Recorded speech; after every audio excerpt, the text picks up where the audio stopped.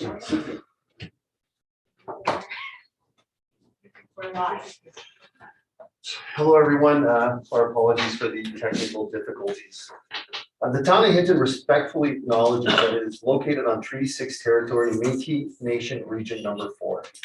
These are the traditional territories and ancestral lands of Indigenous peoples, including the Plain Cree First Nations, Assiniboine, Winawag, Rocky Mountain First Nations, Stoney, Tsuut'ina, Nakota, Denisumene, Saulteaux, Mountain Métis, Michif, and many other communities that continue to enrich the land on which the town of Hinton was established.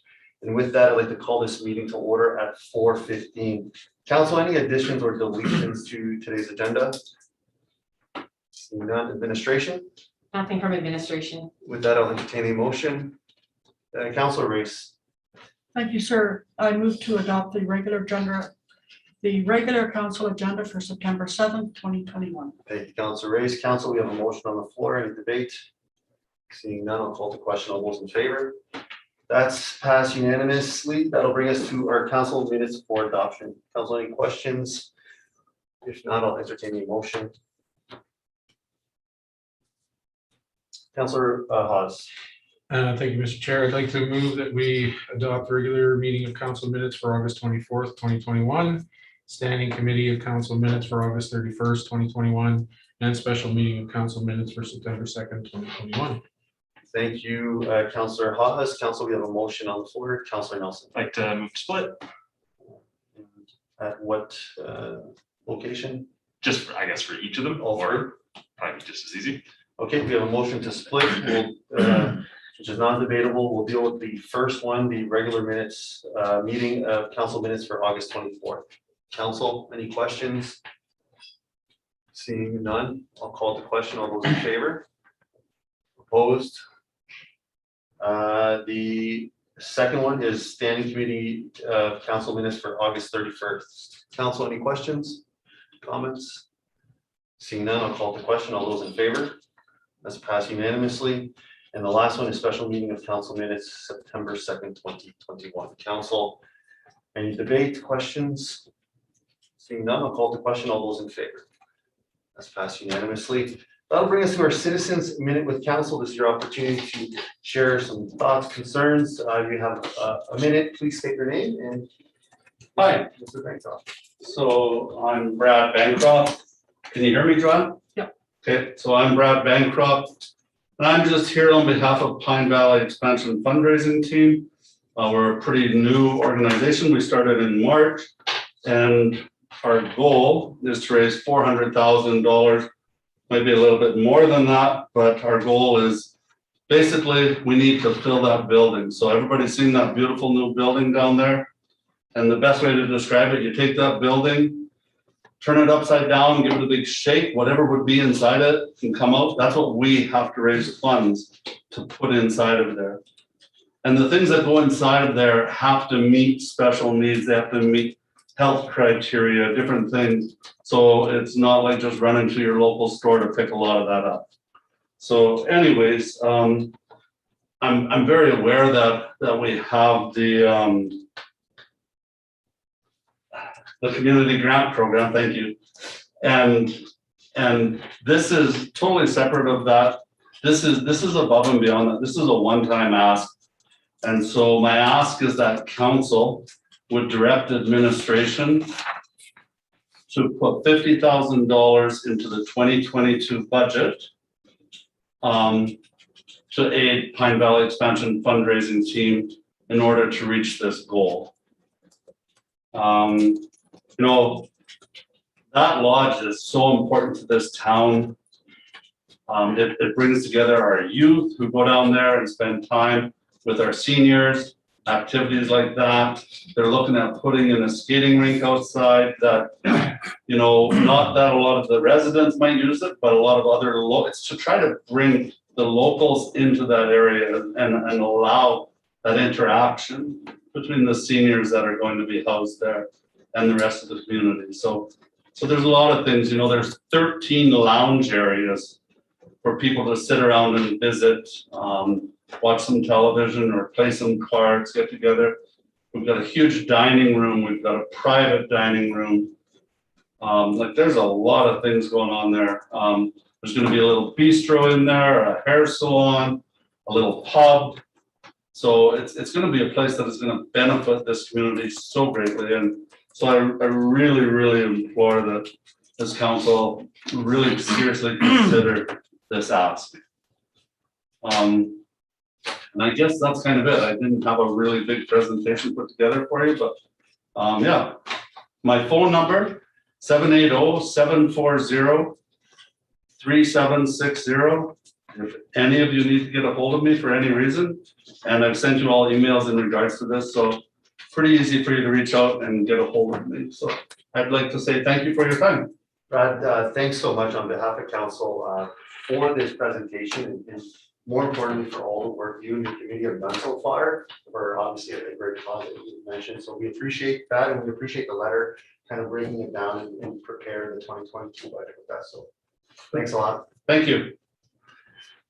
Mr. Mayor, Mr. Councilor McGinn. I'd like to furnish a direction, please. Absolutely. I'd like to direct administration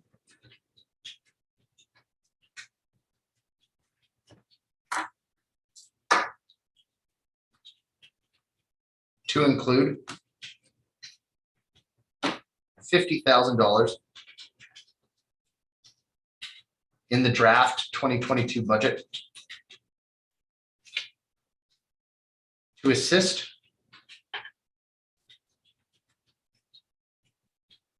the Pine Valley expansion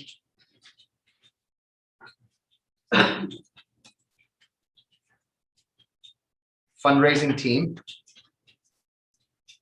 in enhancing spaces in the new facility.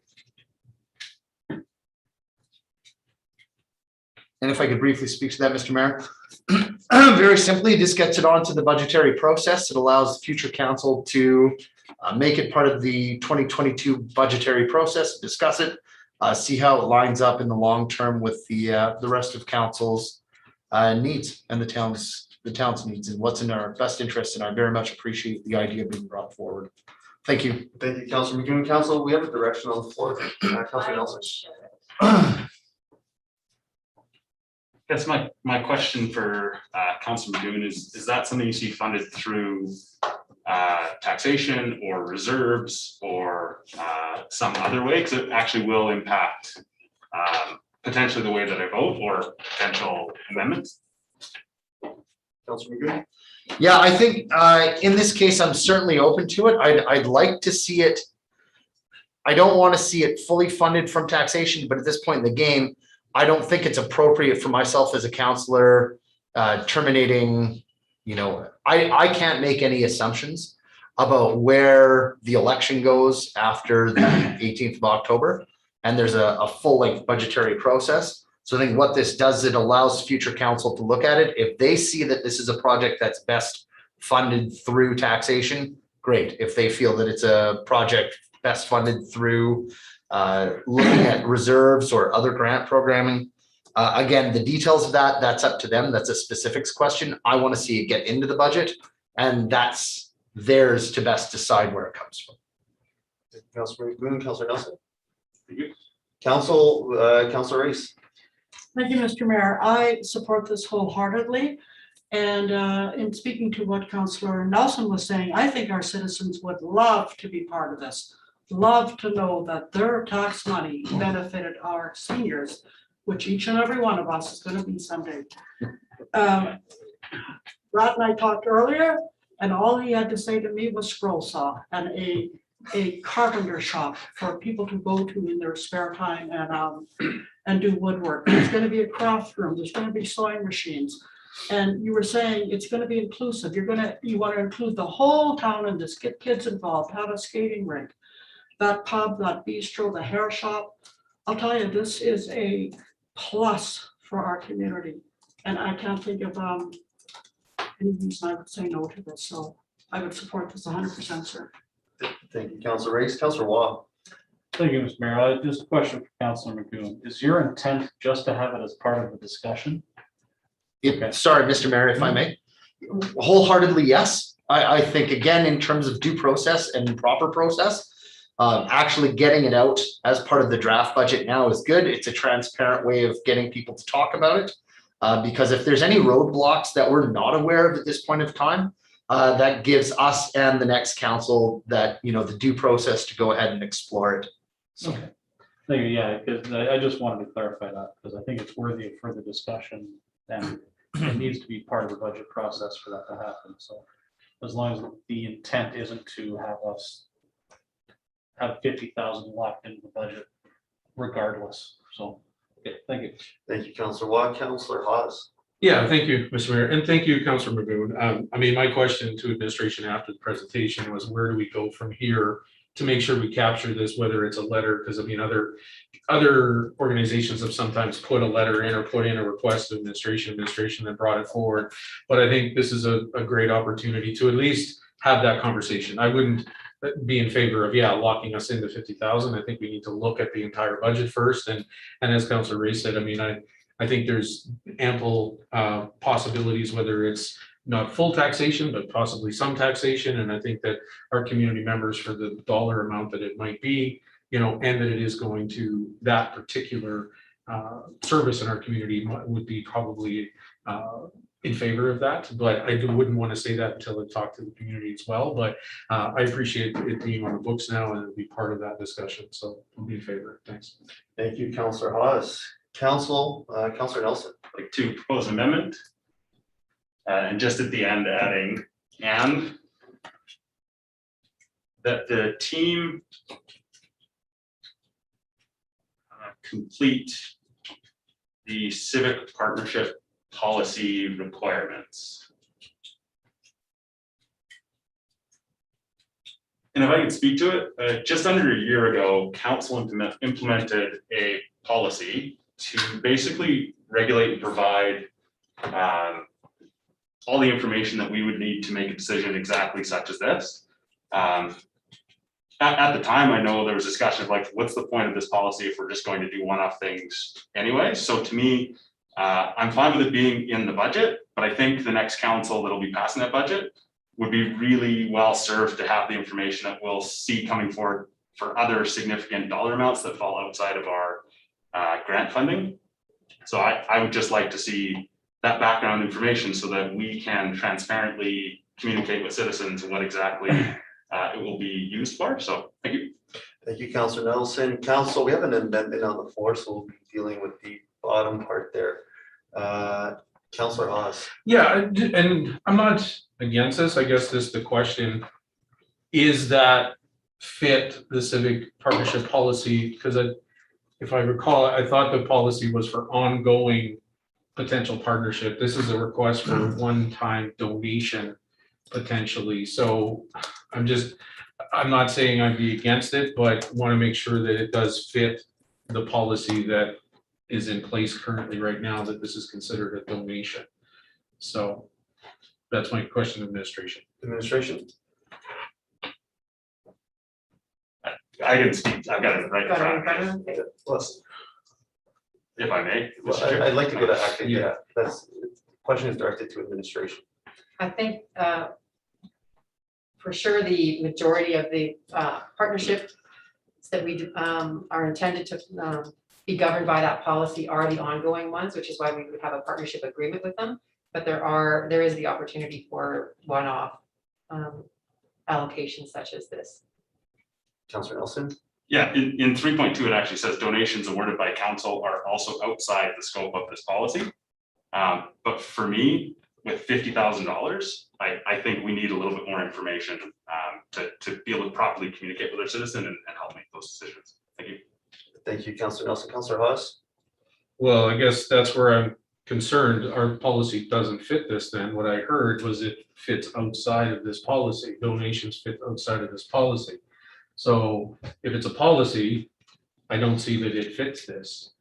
I mean, I appreciate the transparency. I just don't want to see this group have to go off and do something that's not required under the policy. So based on that, I struggle with being in favor of this. Thank you, Councillor Hawes. The only The only thing I would need to potentially support the amendment is if we add, if applicable, then it would be in the hands of administration. I know we're trying to do this on the fly. Without if applicable, then I wouldn't support it based on the information. I think I feel more comfortable without it. So I'll make that friendly request to Councillor Nelson in hopes to, to strengthen it, at least from my perspective.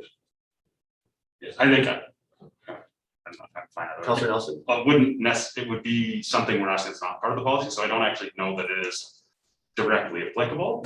For me, it's, we have the structure in place, a decision tree, and a way of coming to a decision about significant amounts. So there's groups that we do 8,000 per year, and over 6 years, it would be less than this. This is a significant amount. So to me, we already have a framework in place. Let's utilize that, even though it isn't necessarily applicable, so that when it comes to budget time, we have the tools and information to make the best decision we can make. Thank you, Councillor Nelson. Acting CEO Howard? Thank you. So you're correct, it doesn't specifically say this. We could use this process for that, as Councillor Nelson is alluding to. We could also have the group connect directly with the administration team that manages this. And I have Ms. Way waiting in the queue here as well. If you'd like to just verify that with her. She's the one who did most of the work and knows that policy inside out and the intent of it. And maybe perhaps if there's some other way that we could support this group to get their ask a little bit more robust for the next council to make a decision on. Ms. Way? Thank you, CEO Howard, through to the remainder of council. That is correct. This item as a donation does fall outside of that policy. However, as we have had these types of requests come forward in the past, we can guide this group on how to give a very robust presentation to council. And one of the items that I will be kind of putting into the budget for your consideration this year is that donations line. So the donation line within council's discretion has kind of been a lower amount through the years. And I was going to take a stab at putting an amount in there for 22 for these such requests that do come forward that, you know, fall outside of that typical partnership agreement of the give and take, but would allow council to provide donations of this kind, you know, when those requests do come forward. So if we wanted to this evening, a motion just simply directing administration to connect with this group and assisting them in preparing a presentation would be within the scope of how I've been meeting with groups with respect to this policy as well. Thank you. Thank you, Ms. Way. Councillor Hawes? So what I'm hearing you say, if I may, Acting CEO Howard, question to Ms. Way. What I'm hearing you saying is if any other organization, this organization or any other would come for a potential donation, it would be required then to have a presentation to council prior to obviously budget to understand the scope of what they're asking for, why they're asking for it. But that would be a requirement that we would have anyway outside of this policy. Is that what I'm hearing you say? That is correct. In the past, administration has not assisted them, but supported these groups in how to round out that information for council to make the best decision. And that's essentially the services that I assist with and help move forward at this point. So for example, with this group, if they had gone to the website and filled out the form, I would have ultimately identified this as not fitting within the policy, but we would have worked with them to get in front of you and to create a presentation that is robust enough as part of a delegation so that council can make an informed decision. So if I may, so I guess I'm then convinced that enough information without this amendment would then be provided to the council of the day to make, you know, a decision on this ask. And if council decides in the future that they'd like to include such things into the policy, then it would be, I would say, best interest to look at the policy and changing it. But in this case, because it falls outside, and we're not talking about this, but changing the policy, then we leave it that way. So I won't be in favor of this amendment. Thank you. Thank you, Councillor Hawes. Council, we have an amendment on the floor. Anything further? Seeing none, I will call to question to add and that the team complete the civic partnership policy requirements. Council, all those in favor? Opposed? That's defeated. Councillor Nelson. Just for clarification, based on some previous comments, the way the motion is right now, there would be nothing that that group brings forward prior to budget.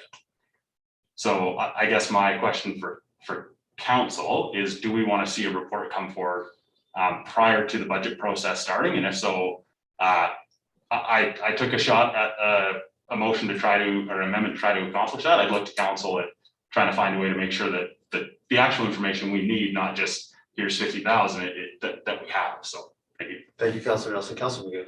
Yeah, and I guess my question for administration is, my assumption is that every budget process that we go through, we usually have that series of discussions and initiatives that are brought before council and either given, one pagers or whatever the case may be, or presentations to council. Would we then see that presentation as outlined by Ms. Way? Part of that package would contain that presentation that was just identified? And is it necessary in order to meet Councillor Nelson's concerns to capture that in writing, or is that administration's way of presenting the information? Administration. Thank you. Yes, because this is an external request, we would try our best to try to have the same criteria applied to it. And you're correct, every new ask outside our base budget has a whole process to it. We would only be able to populate that at this time with what we know, which is what we've heard tonight. And we believe there's more to it, and that can help, especially a new council that maybe wasn't part of this process with that. And so a direction to include that and have the group reach out to us for sure. Otherwise, we will extend that, but we will only be able to capture what we get in that, as opposed to having it them take the initiative to do that and own that. Mr. Mayor, if I may then, I think if we're looking for an amendment that captures a report as requested by Councillor Nelson as part of that budget process, that's done in collaboration with the team, I think that'll get us and the next council the information that's necessary. Thank you, Councillor McGinn. So council, there's perhaps some appetite for either a report, a presentation, or the status quo here. Where do we want to go? Are we comfortable with this, or do we want to add to this?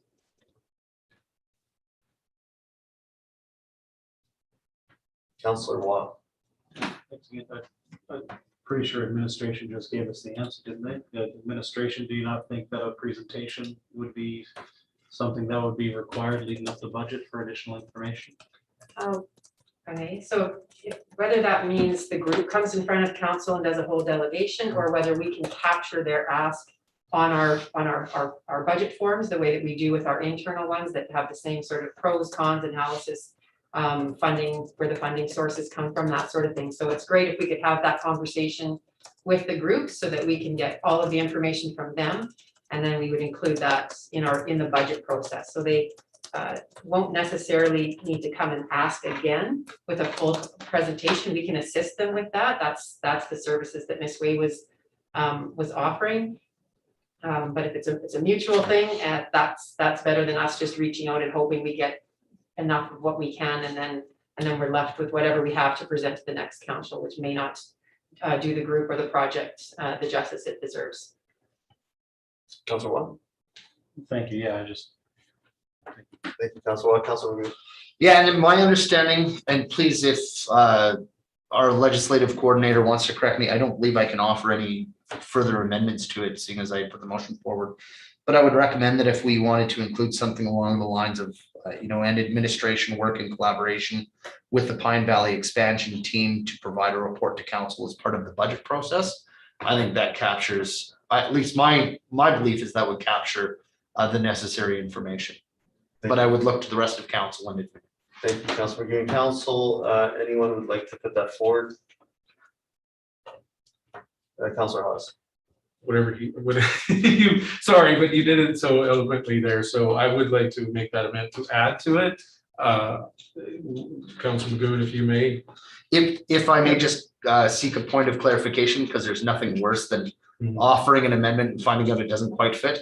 If that would meet what administration believes the process will need, and if the rest of council is happy with that, if that's all right with Councillor Haas, I just would rather do it once. Administration. Would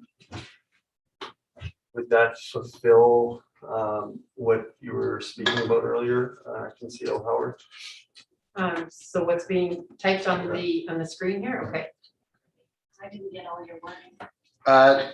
The wording I had merely suggested was that, and that administration work in collaboration with the Pine Valley expansion team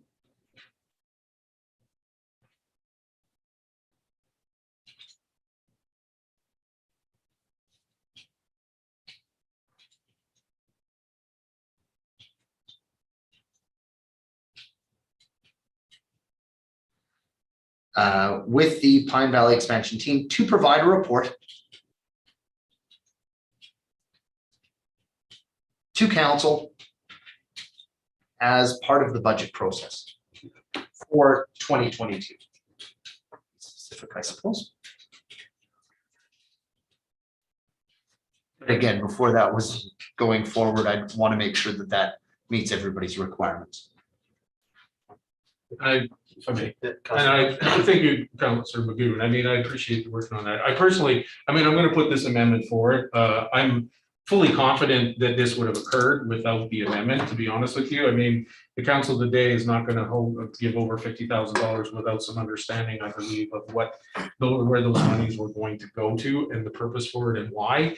And I feel confident that administrative would have done that. But to cover all the bases, I believe that this then will, in writing, you know, in motion, bring that information forward. So thank you. Thank you, Councillor Haas. Council, we have an amendment on the floor. Any further debate, questions? Seeing none, I'll call to question. And that, Oh, sorry. and that administration work in collaboration with the Pine Valley expansion fundraising team to provide a report to council as part of the budget process for 2022. Council, all those in favor? That's passed unanimously. Now we have a combined motion. Council, I'll give Ms. Rendell a moment to put those together. Any further questions?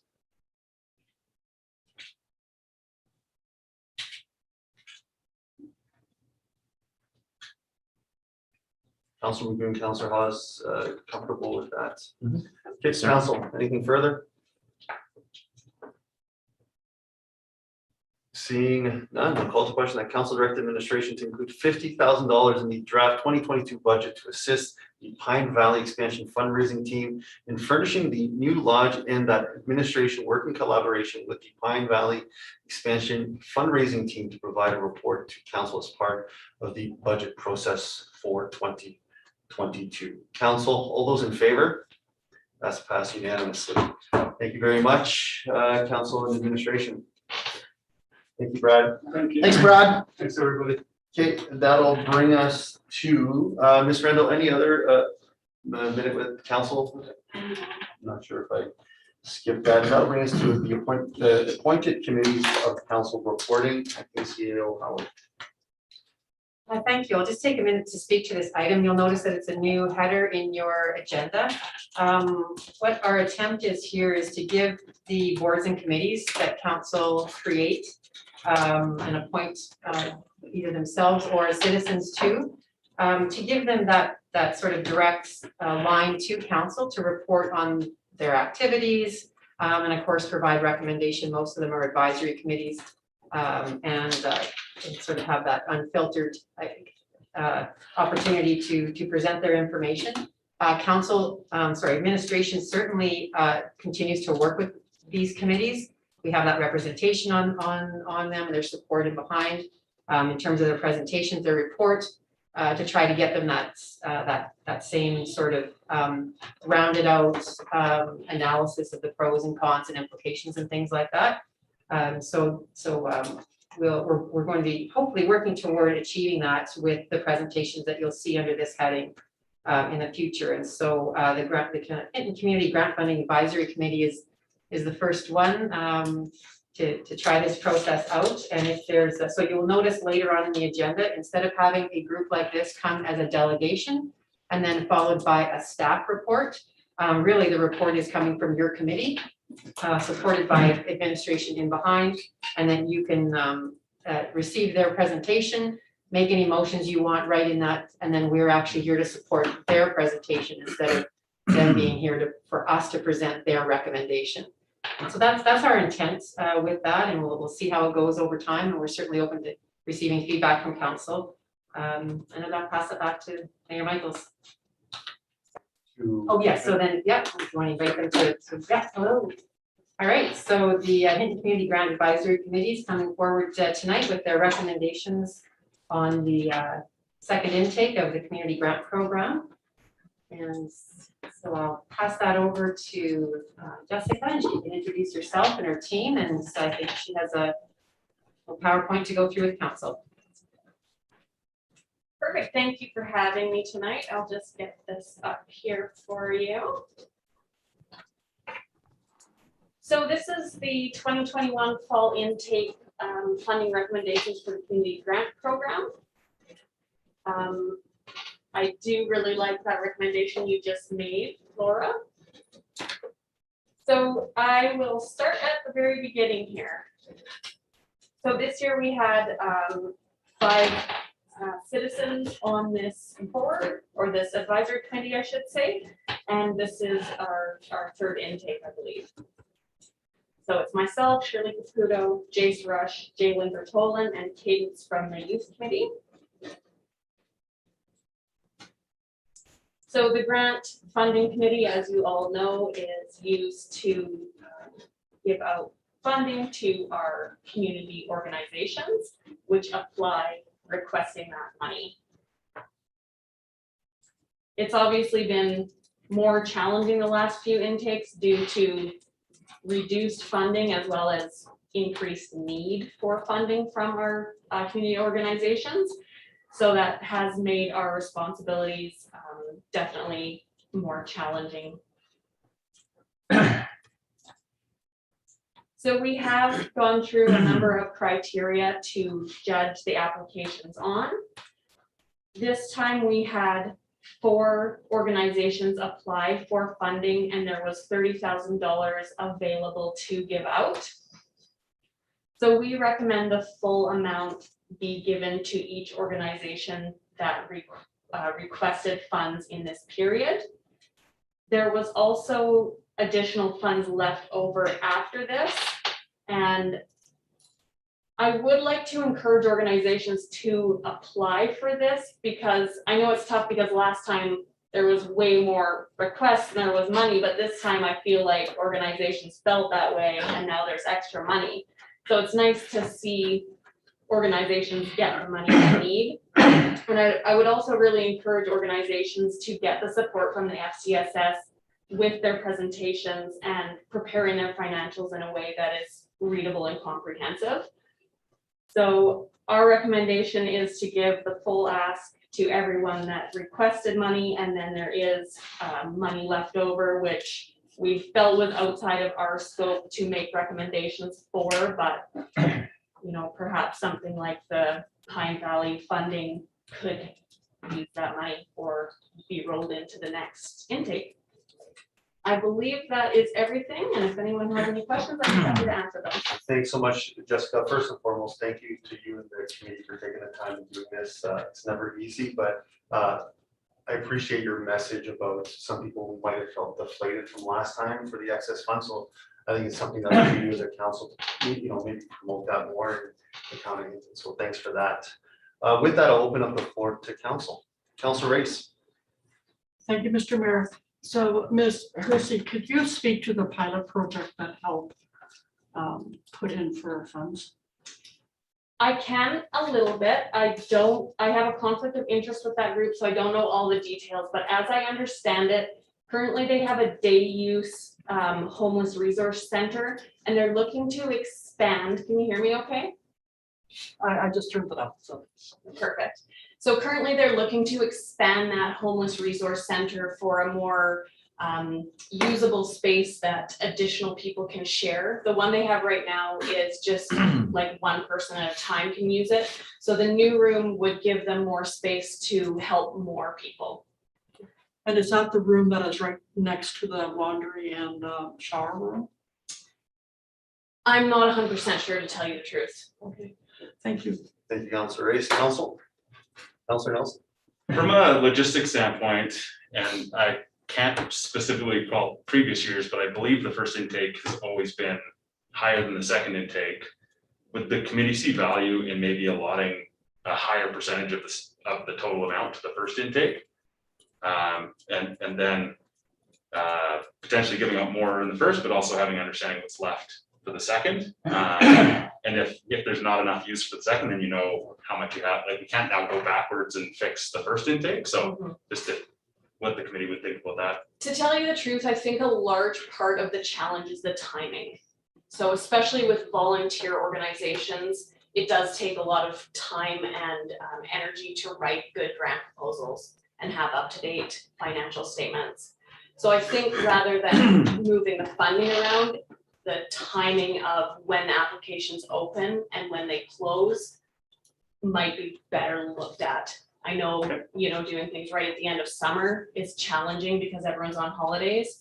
So maybe to start the intake and then have it in the beginning of October, so people have that first couple weeks back to school time where they can sit down, put the proposal together, and then sit down with FCSS to make sure they have a well-written, thorough grant proposal. I think that would be better suited.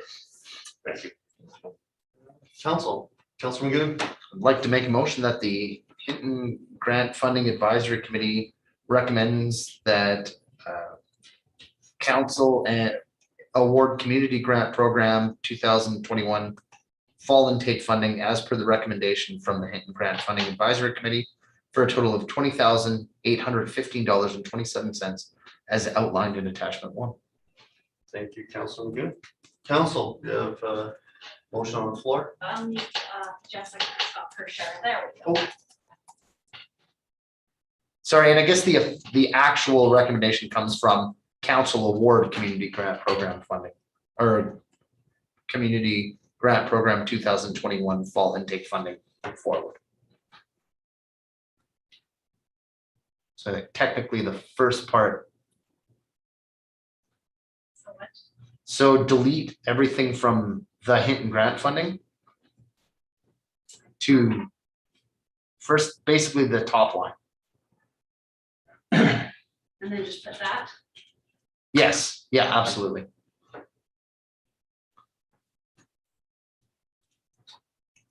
Good, Councilor McGinn? Yeah, absolutely. Perfect. Thank you. Council, any questions or debate? Seeing none, I'll call to question that council award community grant program 2021 fall intake funding as per the recommendation from the Hinton Grant Funding Advisory Committee for a total of $20,815.27 as outlined in attachment 1. Council, all those in favor?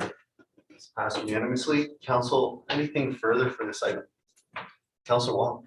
Yeah, I just wanted to speak with Ms. Hersey a little bit about the public engagement recommendations that's at the top of page 3. Inform, consult, involve, collaborate, and involve. Is that on the presentation that I have? It's in the, and this is where I'm not sure where the line is because it's a new format. I believe it's in the administrative report. So page, at the top, what would be page 17 in our administrative package or in our council agenda. I don't know that I have that in front of me. Perhaps I'll go to acting CEO Howard. So page 3 or page 17 of the agenda. Any input or information regarding the top section? Engagement recommendation.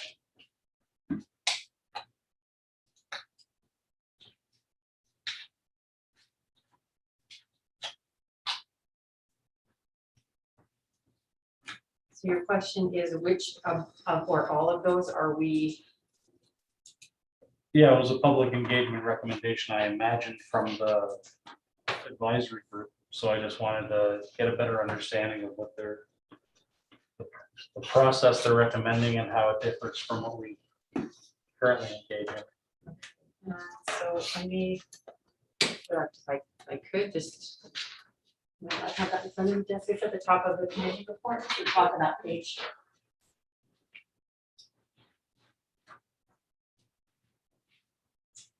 Yes, to tell you the truth, I did see this in this package and I was not sure about it myself, so I have no comments. Okay. If that's the case, then I don't have further questions. Acting CEO. Thanks. I could invite administration perhaps that worked with this committee to speak to that. I believe Ms. Way, would that be you? Yes, thank you, Acting CEO Howard, through to Councillor Waugh and the remainder of council. This section here is a standing item where only if applicable, the committees before you will check that box. And that was in the notes that we did provide to the community grant funding group. So perhaps, you know, with everything and having to do a presentation. So Ms. Hersey was not required to complete this if they do not feel that any community engagement is required. Conversely, when the Beaver Boardwalk Oversight Committee comes before you, it is likely that they will check one or more of these boxes so as to engage administration in moving forward those engagement items. Ms. Way. Thanks for the misunderstanding. I wasn't sure. I appreciate that. So yes, it's part of the template for this new report format. So the committees will check what they believe should be done. As none have been selected, the committee is not making any recommendations at this time. Thank you. Thank you, Councillor Waugh. Council, anything further for this item this evening? Councillor Hawes. I guess to put you on the spot, Ms. Hersey, though, but because granted, it's a new process and may not have been familiar with what the intent was of it, but do you have any comment potentially just off the cuff with this on public engagement, any recommendations on the point of the committee based on what you see in front of you, whether it's informed, consult, involved, collaborate, involved? I can tell you what I know based on my involvement in this specific committee for several terms now. From the perspective of someone sitting on the committee, the more information each group is able to bring in and provide feedback as to how it affects the community as a whole, the easier it is for the committee to make a decision. So it's very much appreciated when organizations have delegations that come in and present to the committee. That helps a lot just to kind of get that feeling of community involvement and have a conversation with them. And like I say every time, because you know numbers is my thing, I just can't stress how important it is to have good financials and up-to-date financials. And I know that's hard for volunteer organizations because it's a time commitment, but it's very important and really helps make the decision easier. Thank you. Thank you, Councillor Hawes. Councillor Nelson.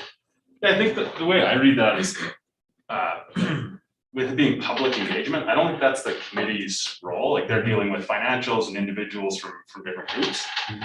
To me, the public engagement on this is council's. So if council needed to know more about the Freddie's group day space pilot project before they awarded the 10,000, then we would request a delegation or a report and then do public engagement that way. So I'm looking forward to seeing how this new template and format evolves because I really like it, but I just don't think the public engagement part is really that relevant to the committee because most of what they do stays quite confidential except for what we're seeing in front of us today. So thank you. Thank you, Councillor Nelson. Council, anything further regarding this? Questions, comments, direction? Seeing none, well, on behalf of council, thanks so much for you and your committee. I appreciate that for putting in the time in doing this, and we look forward to the next intake. Thanks, Jessica. Kind of perfect. Just wondering, does anybody else find the sound is a little off or not? Yeah. When people are speaking? Yeah, if we can, I echo that. I have a hard time really understanding from the screen. Oh, So if we can communicate that perhaps with IT, or it's been challenging. Anyone else having some issues? Councilor Moon? I think, I'm not sure, I believe the only person we've heard from was Miss Way, and certainly her volume was distorted for myself. Councilor Nelson? I think last meeting, we turned this TV on, which made it louder, but the sound worse. So I wonder if getting rid of this one, especially Councilor Race at that end of the table, might help some of that as well. And I apologize, we have had, Ms. Way has been having problems the last couple of weeks, just internally with her sound and her computer. I believe when and if we hear from someone else, it will not sound quite so muffled. Perfect. My Right, thank you. apologies. Thank you, council and administration. That'll bring us to our action items. The first one, accessible transportation service delivery next steps. Acting CEO Howard. Thank you, Mayor Michaels, through to council.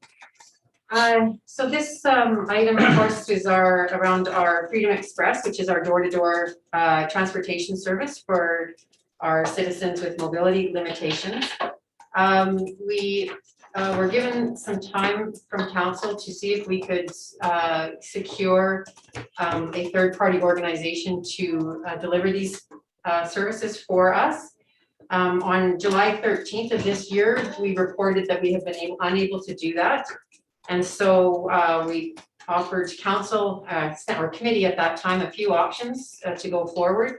And so the report this evening reflects the committee recommendation to council to reinstate the accessible transportation services as a permanent town delivered service area with current limited service levels for the remainder of this year, 2021, and increased service levels for 2022 to be determined through the next 3-year operational budget process. And so I have Ms. Bouchard as well as Mr. Von Claveren online to assist with any questions you may have. Thank you, Acting CEO Howard. Council. Any questions or direction?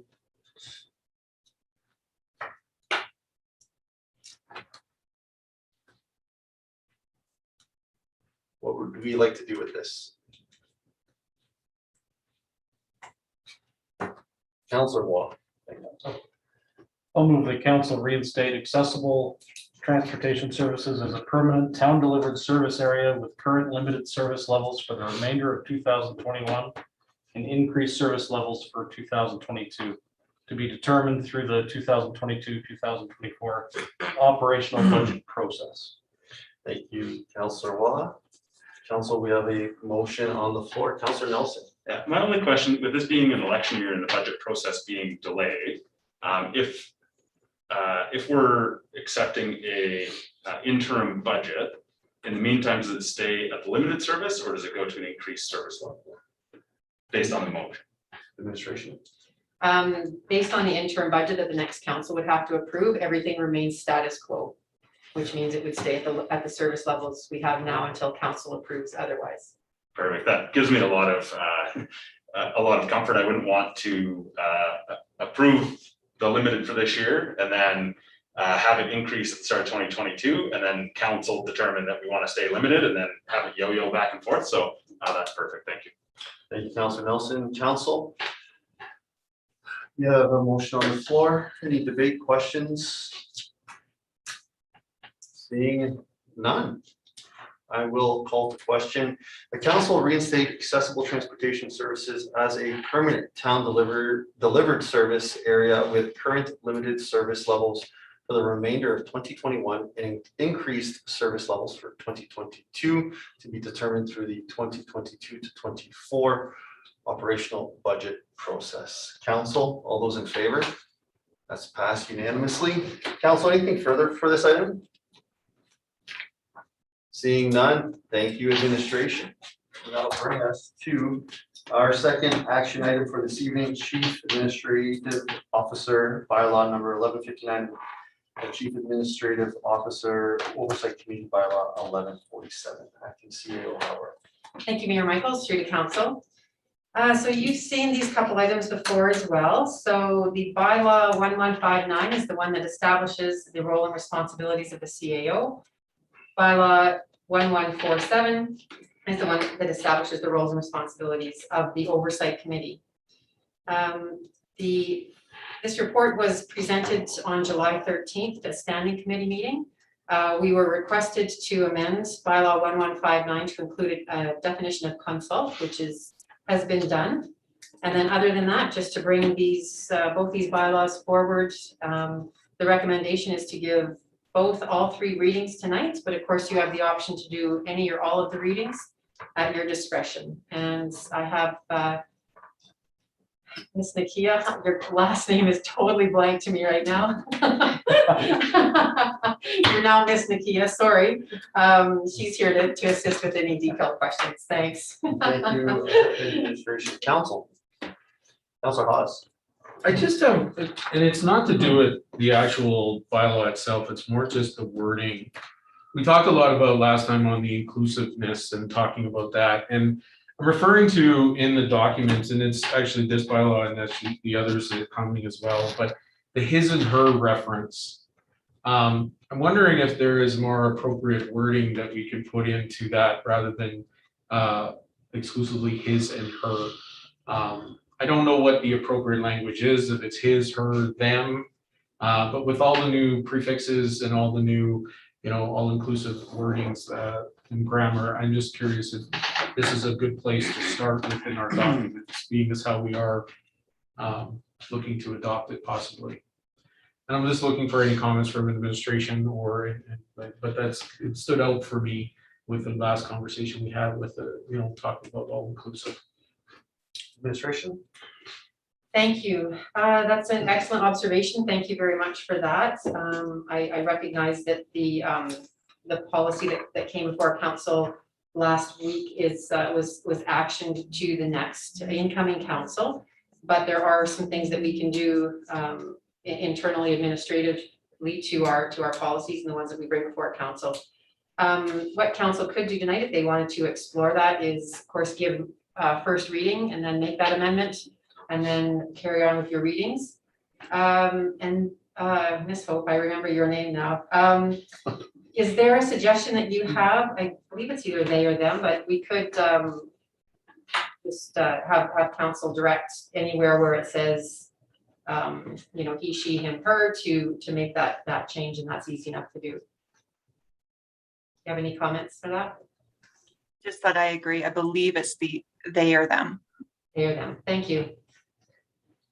Councilor Hawes. And if I may follow up, yeah, I honestly, there's so much different or what is the appropriate information. I personally could make that, when the time comes to make that adjustment, I wouldn't know what to put, but what is appropriate, is what I would personally put in recommendation, because I don't know the actual term for that place. So, but thank you, administration. Thank you, Councilor Hawes. Council, is there an appetite to do first reading? So, Councilor Magoon. Yeah, thank you very much, Mr. Mayor. I will provide that. I would like to move that council give first reading of CAO bylaw number 1159. Thank you, Councilor Magoon. Council, we have first reading on the floor. Any debate, questions? Seeing none, I'll call the question. All those in favor? That's passed unanimously. Councilor Nelson. I had a question. It's on page 37 of 98 and section 3.2.5. It speaks of bring to council for approval any change to the structure which requires an increase to the approved budget. And am I interpreting correctly in that would just be the current year's budget, as future years would be considered plans, not budgets? Administration. That is correct. Yes. If I could follow up, Mr. Chair. So that gives me a little bit of pause, and that there's oftentimes within departments budget savings where potentially somebody's been away or we've had a vacancy. And this bylaw, the way it's written, actually provides an opportunity to increase the budget within that department without approval from council, even though it will have impact on subsequent years. And so it's something that I had concerns with previously, and I continue to have concerns with now. If it was increased to the approved budget or operating plan, I would be more comfortable. I'm just kind of curious where council's thoughts on that were. Thank you, Councilor Nelson. Council.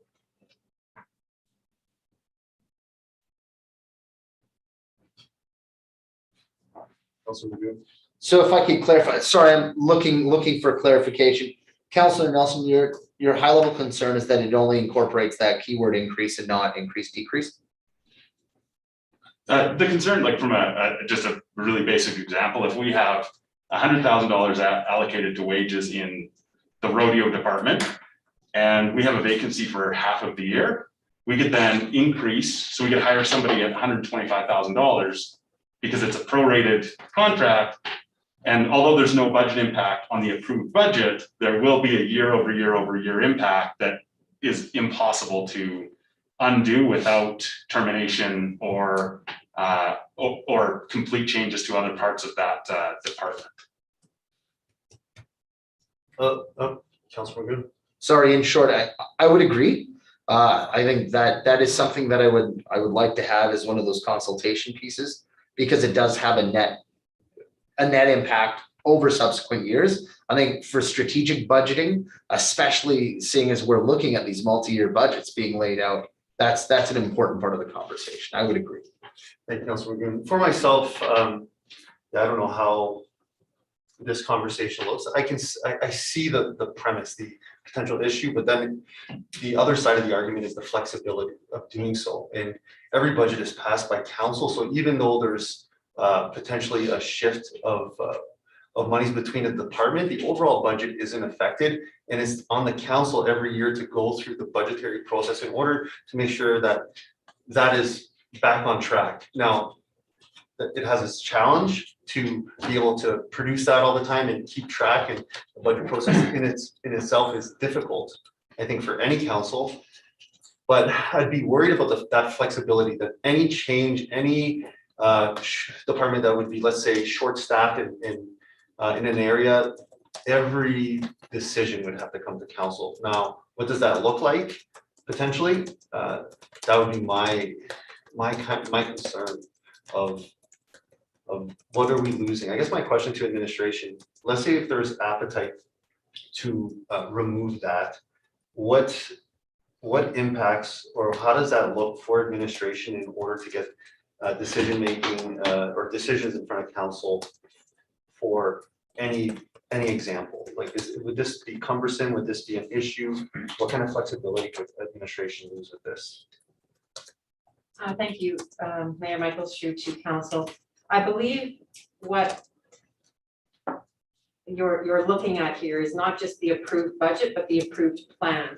And that if there's something that is being done in the current year that has in the past created the assumption that it just has to be carried forward now because it's been set in motion, that's the concern that's being expressed, and that we're trying to mitigate that here. So I'm hearing, yes, there's sort of the, give and take to just try and get work done and contract things, fill vacancies, that kind of thing. But anytime that there's an actual structure change and something perhaps that's outside what council understands to be, pay grids, all those sorts of things, is that the implication of those changes be brought to council so that they understand not just how it impacts us this year, because there might not be an immediate impact, but what does this look like in the future? And so I think what I'm hearing is not that you exclude 325, but that should say to the approved budget and approved budget plan, because you do have a 3-year budget plan. And we can bring that to you to demonstrate the implications of that, and then you can see both the immediate impact of that and the subsequent one into the next 2-year, potential 3-year. Thank you, Councilor Howard. Councilor Nelson.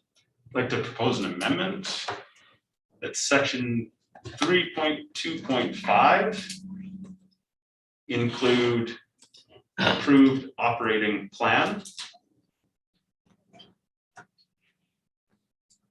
I'm not sure if it has to say where it is, but it would be at the end of the time. I don't think I really need to speak to it. I think the conversation's been great. Thank you. Thank you, Councilor Nelson. Council, we have a direction on the floor. Approved. Operating plan. Just share it.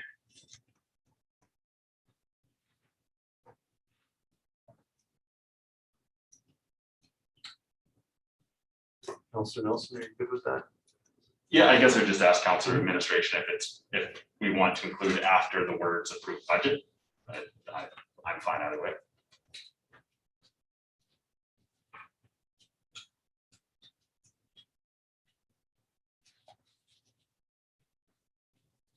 If that provides more clarity, thank you. Perfect. Thank you, Ms. Rendell, Counselor Nelson, Counselor Magoon, Waugh, then Race. I guess really my question's for administration. If administration feels that that captures the essence of that conversation we just had, awesome, because I have something that is not even close to as concise as that waiting in wings, and I'd much rather support that. Yeah, so if we could get that feedback. Administration. Yeah, so I interpret that again as your, this would imply that anything that changes the current operating budget and your basically 3-year or 5-year, whatever it ends up being, operating plan, that it come to council. Is that correct? It should be operating. Operating, yes. Not operating. If I could follow up, Mr. Mayor, just to wrap up that comment. Yeah, I'm very happy to support that. I think though, this is one of those times then when I think about, going through subsequent readings in one night. I'm comfortable with going to a second reading tonight, but I think I would feel much better if we gave it pause before wrapping it up, just to make sure that all of that does in fact play out whatever amendments that we add to it this evening. Thank you. Thank you, Counselor Magoon. Counselor Waugh. Yeah, I have nothing further to add. Mr. Mayor, I was hoping to make an amendment based on CAO Howard's comments earlier, but Councilor Nelson gave me no punch. Thank you. Thank you, Counselor Waugh. Counselor Race. Thank you, Mr. Mayor. So how I read 3.2.5 is bring to council for approval any change to the structure of the administration of the town which requires an increase to the approved budget. So what is the concern here again? They're letting us know what is being proposed, wanting approval. So what is the concern raised by Councilor Nelson? Counselor Nelson. Yeah, I think if there has been a vacancy or a grant received or any other thing that caused the operational budget to be less than expected, then if you found yourself with an extra $25,000 in a department within the year, you give somebody a promotion and a raise or change that position. You could change that position from a supervisor to a manager that takes up that $25,000, but it never has to come to council because it doesn't affect the immediate budget. Although once you've done that, it's really tough in future budget years to say, well, we only want it to be back to what it was before. Now you're terminating somebody. So this just means that if it's going to have a impact on any of the approved operating plans that the council has put in place, that it has to come back. So if I could, now this is how I can remember some conversations taking place, and this is from years ago. If a department had a surplus of funds and another department required some funding, administration would take from that area and put it into another area. Does that sound like something that has been done, Ms. Howard? Thank you. Yes, we manage the priorities as a budget envelope, and we try to solve those problems administratively.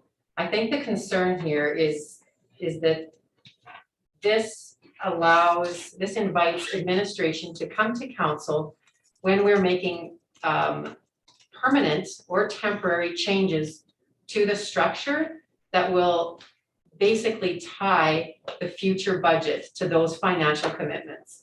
And so, whether we have 7 managers and 4 directors, and then we just randomly decide we're going to have 7 directors and 4 managers, there's an inherent cost to that, and that we would not unilaterally make that structural change and those contracts with those employees.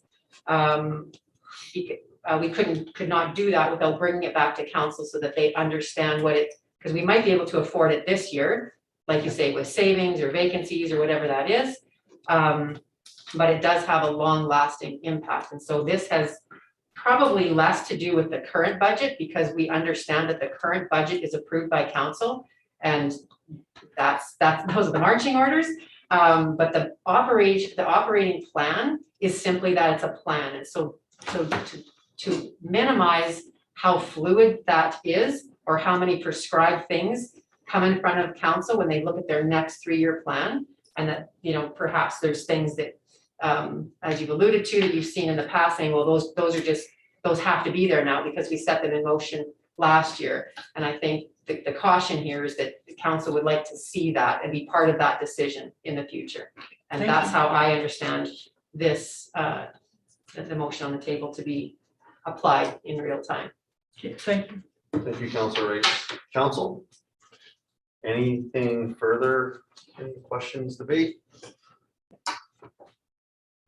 Seeing none, I'll call to question that council direct administration to amend section 3.2.5 to include an approved operating plan after words approved budget. Council, all those in favor? That's passed unanimously. Councilor Hawes. Thank you, Mr. Mayor. I'd like to move that council direct administration.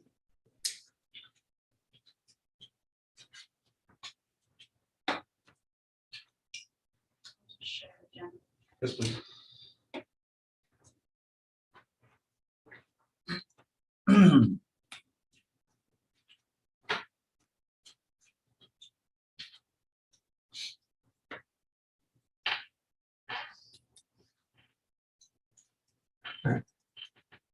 Council direct administration to replace his/her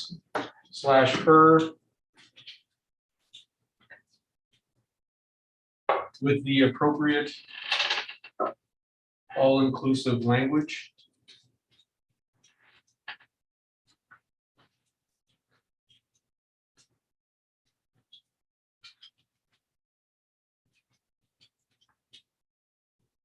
Period. If I may, I'm hoping this leaves it open enough to administration to change it to what is appropriate. I can't for say right now what is the appropriate, but I leave it to administration to look at, you know, what is the appropriate inclusive language. And then I'm of the same mind as Councilor Magoon with some of these changes that, you know, we see that draft come forward before we move on to any further readings potentially. Thank you. Thank you, Councilor Hawes. Council, we have a direction on the floor. Any debate, questions? Seeing none, call to question that council direct administration to replace his/her with the appropriate all-inclusive language. Council, all those in favor? That's passed unanimously. Council. Any other amendments, appetite for second reading? What would you like to do with this? Councilor Hawes. I'd like to move the council give CEO bylaw number 1159 second reading. Thank you, Councilor Hawes. Council, we have a direction on the floor for second reading. Any further questions?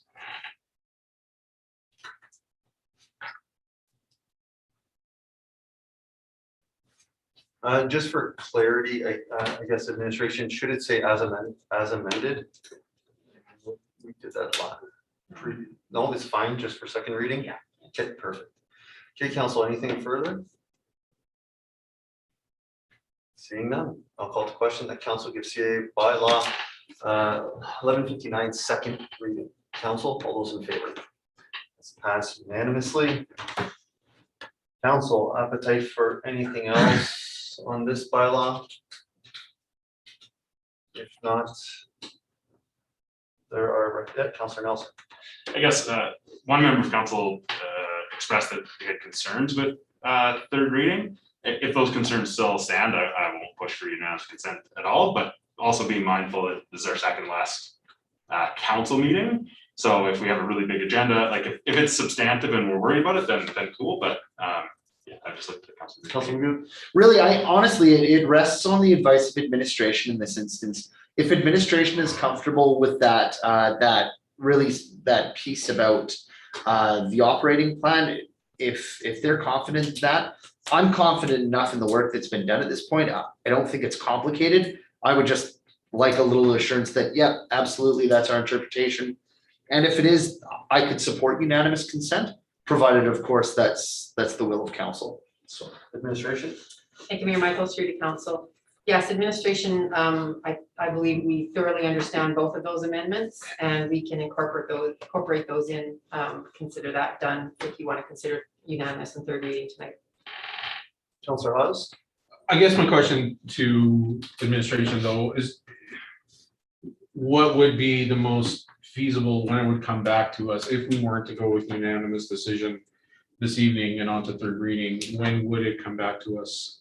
Would be what, October, beginning of October, correct? It's October 1st, First. sorry, 5th. October 5th is your last regular Right. meeting unless you schedule a special meeting to deal with this or any other business. Okay.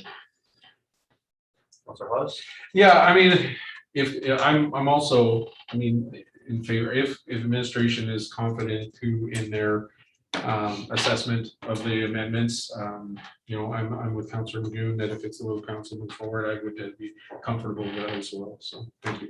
Councillor Hawes, Councillor Magoon? Yeah, I'm willing to give it a try, see how it is around the table. I'd like to move that council give CAO bylaw number 1159 unanimous consent for third reading. And I would like to express my appreciation for the information provided and also the amendments made by council. I think to make it a better document. So thank you. Thank you, Councillor Magoon. Council, we have a direction on the floor for unanimous consent. Any further debate, questions? Seeing none, I'll call the question that council gives CAO bylaw 1159 unanimous consent for third reading. Council, all those in favor? That's passed unanimously. In councillor race.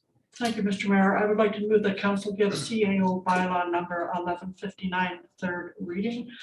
If I could speak to that. We, the oversight committee, have been working on this. It'll probably be a year come January. And I would like to see this move ahead. Thank you, sir. Thank you, councillor race. Council, we have a direction on the floor. Councillor Hawes. Yeah, and I want to thank the committee, you know, for all the work that they have put into this. I mean, I think I'm glad to see that this potentially will move forward, setting up both, you know, CAO and the new council too with, you know, an updated version for this bylaw. I think it sets up everyone for success. So I'm comfortable with endorsing this reading. Thank you. Thank you, Councillor Hawes. I'll echo the same sentiment and to a big thank you to Ms. Hope. I know she put in a lot of work and changes and back and forths on this. So thank you, Ms. Hope, for your support and work on this. Council, anything further before I call this to question? Seeing none, I'll call to question that council gives CAO bylaw 1159 third reading. Council, all those in favor? That's passed unanimously. Council, any Councillor Hawes? Well, moving on to the next one, then I'd like to move the council give CEO oversight committee bylaw number 1147 first reading. Thank you, Councillor Hawes. Council, we have direction for first reading on the floor. Anything, debate, questions? Seeing none, I'll call to question that council give CEO oversight committee bylaw 1147 first reading. Council, all those in favor? That's passed unanimously. Council, any amendments, changes, questions, direction? Councillor Nelson. I'll move the council give CO oversight committee bylaw 1147 second reading. Thank you, Councillor Nelson. Council, we have a motion on the floor. Councillor Hawes. I just have one question for clarification, I guess, and what it refers to is it's page 39 of 98. And I'm referring to a certain, pardon me, but it's there's reference to, sorry, I had it and there was a member at large or something of that nature. Members of council deemed appropriate response for one counselor, because we have counselors that are on the committee, and then there's something to do with another at-large member. Do you recall that? There's no definition whatsoever, and I apologize. I wrote it down, and I thought I wrote it down, but I didn't. I just it was section 4, and it was Right. I'm gonna take a look at it and see, and then we'll come back to it. Thank you very much. Thank you, Councillor Haas. Councillor Magoo? Yeah, just in regards to the previous amendment to the previous motion, there was a definition where we were looking at inclusive language. And to the best of scrolling through this particular piece, which is short, I can see that section 4.2 does include a his, her. So if we're going to make that same amendment, I think just for the sake of keeping things consistent, we may want to include that particular amendment. Thank you. Thank you, Councillor Magoo. Any appetite to for someone to put that forward? Oh, my apologies. I forgot second reading is on. Oh, the I floor. do apologize. But we can do an amendment. I'm correct. Second reading, yes, I believe. Pardon? I think you can do the second reading and then do the amendment right after prior to third. Okay. Perfect. Okay, council, anything further? Seeing none, I'll call the question that council gives CO Oversight Committee bylaw 1147 second reading. Council, all those in favor? That's passed unanimously. Councilor. Yeah, just if I may please have the wording of the original amendment that dealt with inclusive language, and then I'll just adapt it to. Perfect.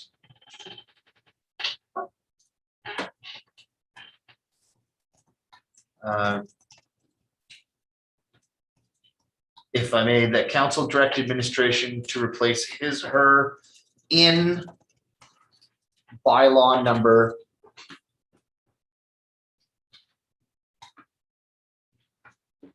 1147 with the appropriate all-inclusive language.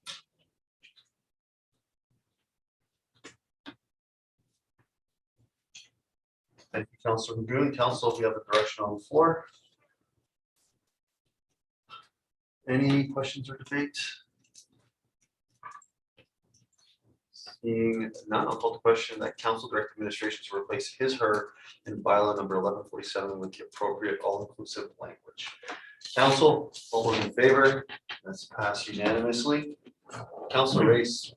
Thank you, Mr. Mayor. I move that council give CAO Oversight Committee bylaw number 1147 unanimous consent for third reading. Thank you, Councilor Race. Council, we have unanimous consent on the floor. Any debate or questions? Seeing none, call the question that council gives CO Oversight Committee bylaw 1147 unanimous consent for third reading. Council, all those in favor? Passed unanimously. Councilor Nelson. I'd like to move the council give CO Oversight Committee bylaw number 1147 third reading as amended. Or committee bylaw or bylaw number 1147 as amended, third reading.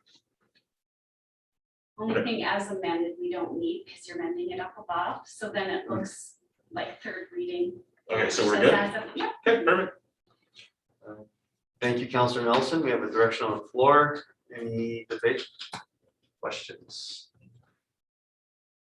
Seeing none, I'll call the question that council gives CO Oversight Committee bylaw 1147 third reading. Council, all those in favor?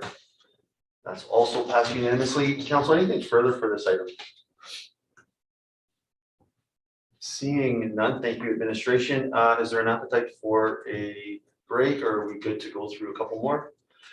Okay, with that, that'll bring us to our third action item for this evening, Chief Administrative Officer Recruitment and Performance Management Policies. Howard. Thank you, Mayor Michaels, through to council. This item was presented during the standing committee of July 13th. There have not been any changes to what you saw on that date. So what we're doing tonight here is bringing forward the direction from the committee, such that committee recommends that council rescind policy 098, which is the town manager recruitment, followed by approving the recruitment policy number 1109 as presented, as well as policy 1108 with and attachments as presented. And Ms. Hope remains on the line here to assist me with any questions you may have. Thank you, Acting CEO Howard. Council? Questions, debates, direction? Councilman Goode? Move that council rescind policy number 098, town manager recruitment. Thank you, Councilor Magoon. Council, we have direction on the floor. Questions? Debate?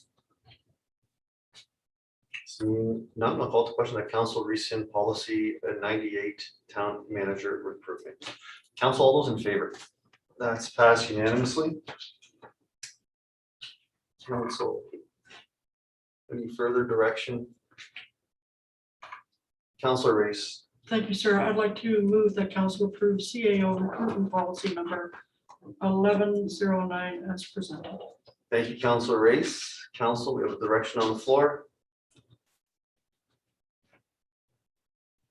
Seeing no one, I'll call to question the council approves CEO recruitment policy 1109 as presented. Council, all those in favor? It's passed unanimously. Council, any further direction? Councilor Magoon. I'd like to move the council approve CAO performance review policy number 1108 and attachments as presented. Thank you, Councilor Magoon. Council, we have direction on the floor. Questions, debate? So, Councilor Hollis. Yeah, I just want to again thank, the committee, this has to be a lot of work to put into it, figuring out the schedules and everything and what's going to go forward. And I think it really sets things up well, not only for council, but also for our CEO as well to, what the expectations are and stuff. And again, I know Ms. Hope in the background there has been, quite involved in this. So thank you for that. So I'll be definitely in favor of this. Thank you, Councilor Hollis. Councilor Race.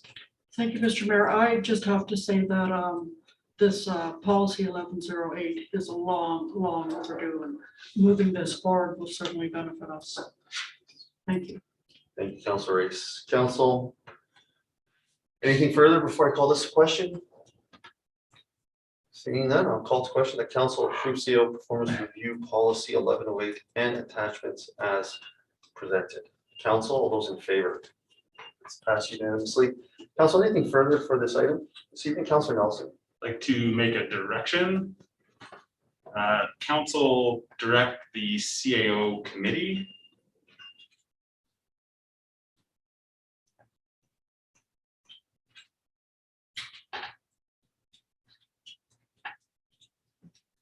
to complete a review prior to October 18th, 2021.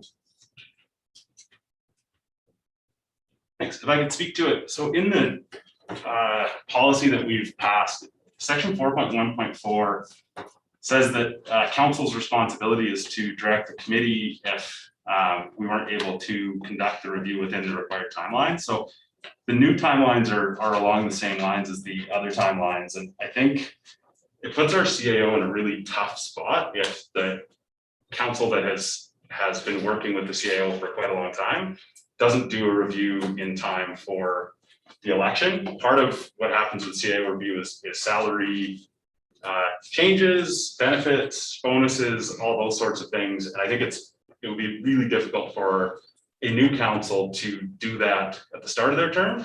Otherwise, the CAO will be waiting until August or September of 2022 before she's had an opportunity to have a performance review. Thank you.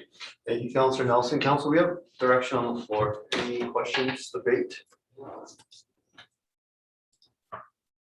Oh, sorry, Acting CEO Howard. Thank you. If I can just clarify what kind of review, I believe you're implying that it's a performance review, not a review of the bylaw. Correct, yeah. Thank you.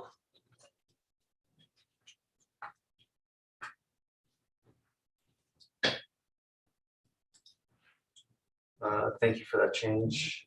Council, any questions, debate? Councilor Magoon. I guess I would really like to hear from HR that's that jives essentially with what we can and should do. I certainly don't disagree with the logic. I think that makes sense, but I think in terms of how HR views this, it's important to have that perspective, so I feel a lot more comfortable with that input. Administration. Thank you. Through to Ms. Hope. Thank you, CEO Howarth, through to the rest of council. I believe that is manageable. I think actually Councillor Nelson has a really good point about a review helping and being in line with the budget process for next year. And we've already missed the timeline in this policy for a review happening in August of an election year. So this ensures that we still get caught up for an election year.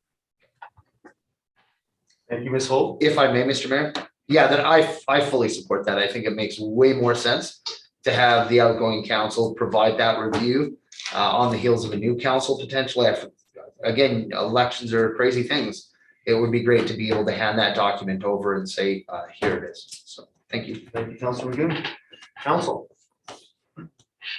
Anything further? Seeing none, I'll call the question that council direct the CO committee to complete a CO performance review prior to October 18, 2021. Council, all those in favor? It's passed unanimously. Council, anything further for this item? Seeing none, thank you, council and administration. That'll bring us to our fourth item for this evening, non-residential tax incentive bylaw 1161. CEO Howard. Thank you, Mayor Michael, Street to Council. So this item, you've seen a variation of it before with the bylaw 1161. There was some direction at the time to update a few of the sections, 6.0, 3.1. That has been done to reflect council's direction on that. And so the item at this point to establish a non-residential tax incentive program could benefit and act as a catalyst for development growth and generate some long-term assessment increases. And so I do have a couple of people online with me, Mr. Kovach and Mr. Rousseau, to assist with any questions. Our recommendation this evening is that the non-residential property tax incentive bylaw 1161 receive all three readings. And of course, again, council can do any or all of that or consider a couple of the other options. Thank you. Thank you, administration. Councilor Magoon. I'd like to move the council give non-residential property tax incentive bylaw number 1161 first reading. And if I may speak to that, I think given the economic realities, across the country, globally, certainly within the province, and also looking at what, we have to consider as competition right now. There are other municipalities, certainly in our region, who've employed this device in order to become more attractive economically in terms of development. And this is one of those things where if you're not, moving forward, you're falling behind. And so I would just like to see council support this so that we can offer a community where it not only makes sense to do business here, but that, it's financially desirable and that, a new business would be crazy to do business anywhere else. Thank you. Thank you, Councilor Magoon. Council, we have a motion on the floor. Councilor Hawes. Thank you, Mr. Mayor. Yeah, I'll definitely be in favor of this. I mean, part of our strategic plan at the start was to offer opportunities, bring business to our communities, and this is I think a positive step forward. But it also not only invites new businesses to come to our community, but it also makes our current businesses look at expansion as well, and some incentive there. So if they've questioning on whether or not should I build bigger, this is something now that they can consider also as well. So it's not just for new, but it's also for existing. I think is part of I think the way to go, why I support this. So thank you. Thank you, Councilor Hawes. I'll be in support of this. I think this is it's necessary. I think it's to stay competitive with other municipalities. I do want to take a quick moment and thank former Mayor Rob Mackin. He originally had brought this to discussion, I think in 2014, 2015, and the council that they didn't have a huge appetite, albeit it was something that I liked, but it just didn't move forward. So I appreciate Mayor Mackin bringing that forward, starting the discussion, and I think it kind of lingered in our minds. And finally, we're acting on it. So I'm quite happy to support this today. Council, anything further? Seeing none. I'll call to question that council give non-residential property tax incentive bylaw 1161 first reading. Council, all those in favor? That's passed unanimously. Councillor Hawes. I'd like to move the council give non-residential property tax incentive bylaw 1161 second reading. Thank you, Councillor Hawes. Council, we have second reading on the floor. Questions, debate? Councillor Magoo. I would just like to express my appreciation to the comments from Councillor Hawes, because that has been a conversation with past council that I had with some citizens and past councillors. You know, what does an incentive bylaw do for me, right? As an existing business, how does this benefit me? Or are we just, you know, currying favor with new business? So that's a very important part. And I want to thank Councillor Hawes for bringing that up. Thank you, Councillor Magoo. Council, we have direction on the floor for second reading. Anything further? Seeing none, I'll call to question that council give non-residential property tax incentive bylaw 1161 second reading. Council, all those in favor? It's passed unanimously. Councillor Nelson. Actually, just had a question. So if you were a business right now that was under construction or under renovation, would you be able to apply for these? We currently have, I can think of the top of my head, some significant renovations and quite a few businesses that are under construction. And I don't know what council's looking for. If they're already under construction, maybe they don't need the tax incentive, or they've already shown investment, and if they would have waited a few months, they would have got it. So just curious how it's interpreted and then what council's looking for in that. Thank you. Administration. Thank you. We'll invite Mr. Kovacs to respond to that, please.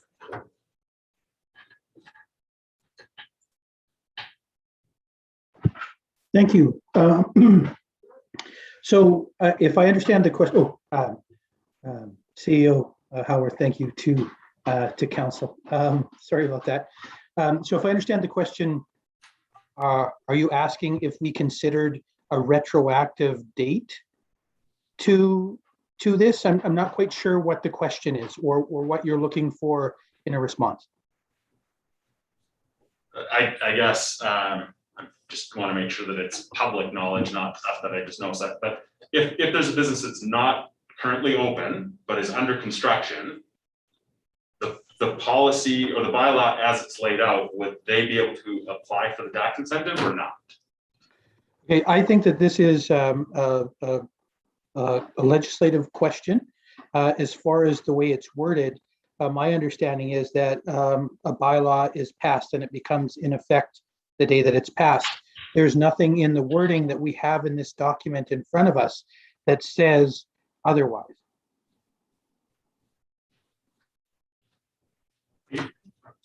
I have to be careful. I can't interpret what isn't written down. So what the document you see in front of you would be enacted in 5 minutes or 10 minutes from now, but it states nothing about anything prior to the motion being passed today. Thank you, administration. I think Councillor Nelson brings up an extremely valid point, because the company's assessment in 2022, their taxes would be waived. What would be that exact timeline? Would it be September 7th that they would have to be in operation? And further, this can get more convoluted if it's done even earlier. If they started in 2020, my understanding is they wouldn't be eligible for the second year, correct? Like, yeah, Looks like I have a little bit of feedback. Mr. Kovacs can maybe answer that. And Sure, not, thank you. Thank you. Thank you, CEO Howarth, to council. Okay, so I think that there may be some confusion here. This is in relation to development permits and things as far as any new activity, whether it's a new build or it's a renovation. This isn't about tax assessment or tax deferral from the beginning of the year. This has to do with making an application for a new build or renovation. And only that portion of the renovation will be subject to the deferral.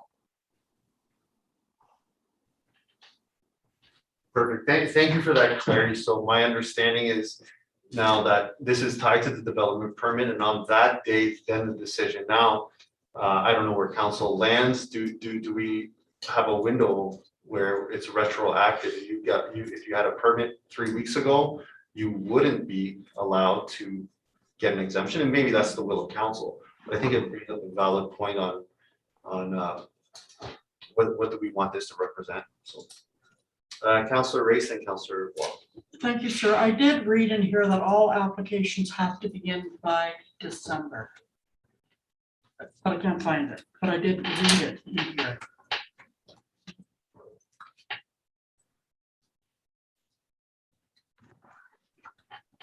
Section 5.2.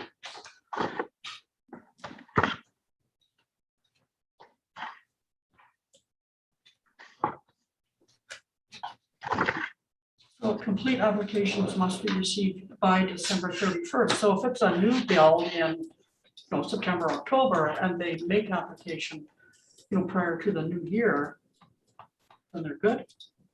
That's kind of how I read it. If I can go to administration, perhaps it's Mr. Kovacs or whoever you think it's appropriate to maybe speak on application date of December 31st and what that looks like from a process perspective with the permit and then an application. Certainly, CO Howarth to council. Thank you. So the intent here is that we have to have a starting date because we've got 5 consecutive years, right? And it'll time out. So again, starting from scratch is that it's not about your taxes for a portion as prorated for a part of the year. It is a deferral of the portion for so many years. So if you were to make the application this year, you would have that starting and move forward. So the part about December the 31st is a cutoff date in the sense of that it's a program that runs a certain amount of years. So for example, in speaking with St. Paul today, I asked them how many or how effective the uptake was. And they said, well, based on what they're doing, there's 9 of their permits that time out this year at 5 years. 6 of those were for renovations, 3 of those were new builds. So the portion of their tax deferral had to start at a certain time, and it had to do with only either their renovations or their new build. So I'm not trying to make it more confusing. I'm trying to make it simpler in that the December 31st is not necessarily something that is going to change the amount of deferral that you get. It's simply a cutoff point as to where the years start as you move forward, right? Because again, the only portion that's being deferred is the part that's actually the renovation or the new build. It's not all of your taxes unless you like, it's only the portion of the renovations, right? So I don't know how much clearer I can make that. Mayor, if I could just seek some clarification from Mr. Kovacs. So I think the other piece of the question, if I'm hearing council correctly here, is if somebody applied yesterday and got a development permit, they're not eligible. If they apply tomorrow, they are eligible. Is that correct or incorrect? Well, based on what's written there, so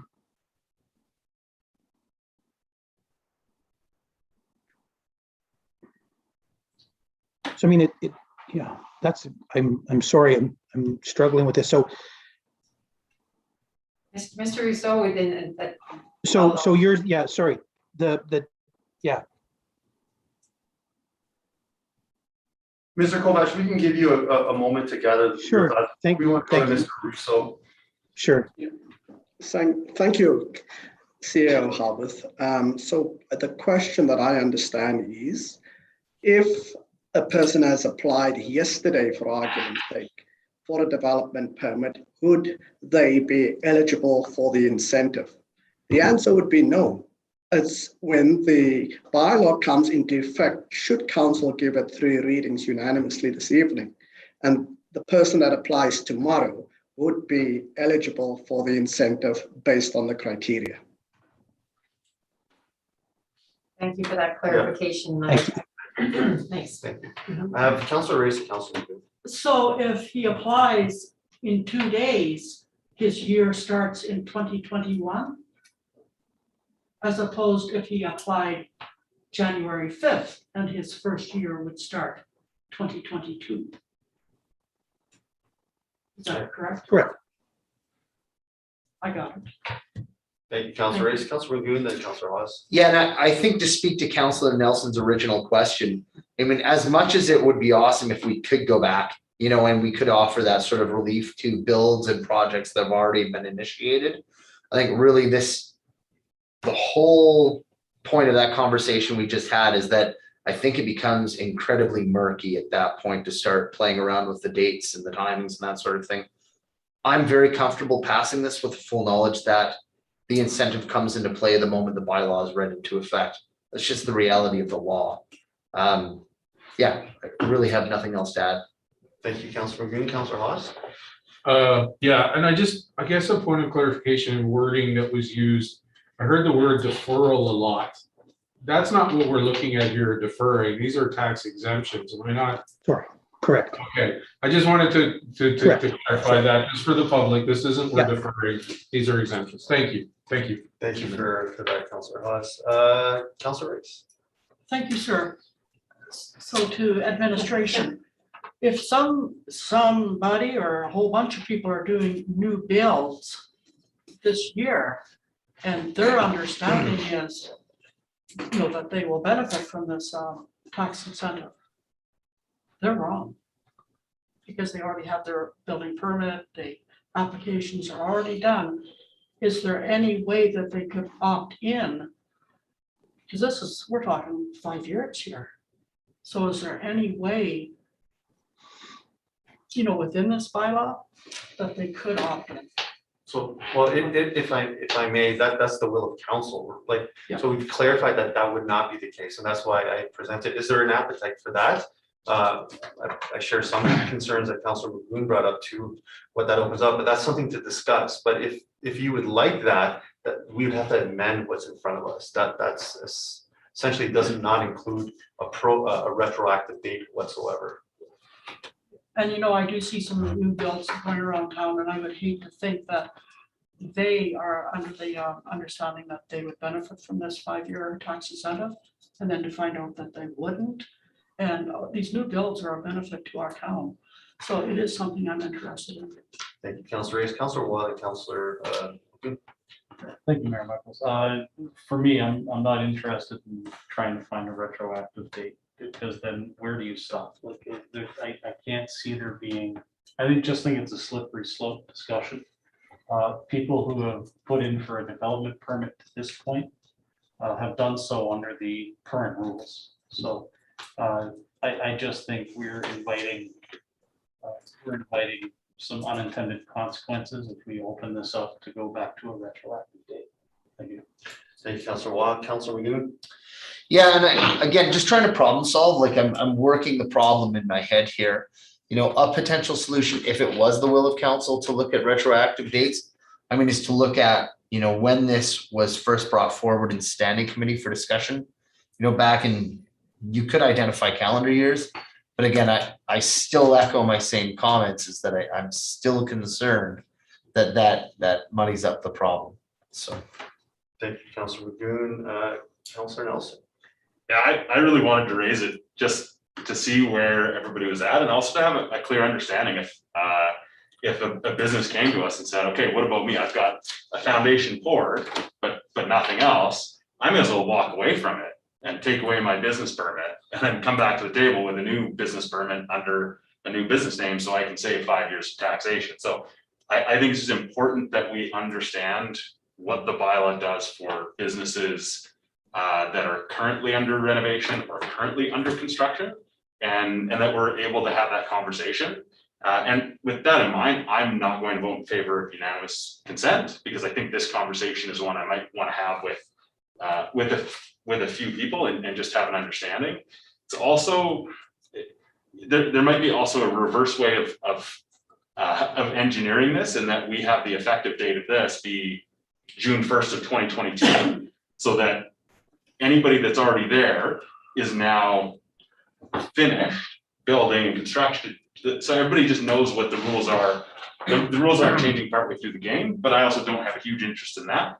But I do look forward to doing a bit more consultation on this one personally. You know, we've had a lot of businesses investing in this community in the middle of the hardest time to do business in the history of Hinton.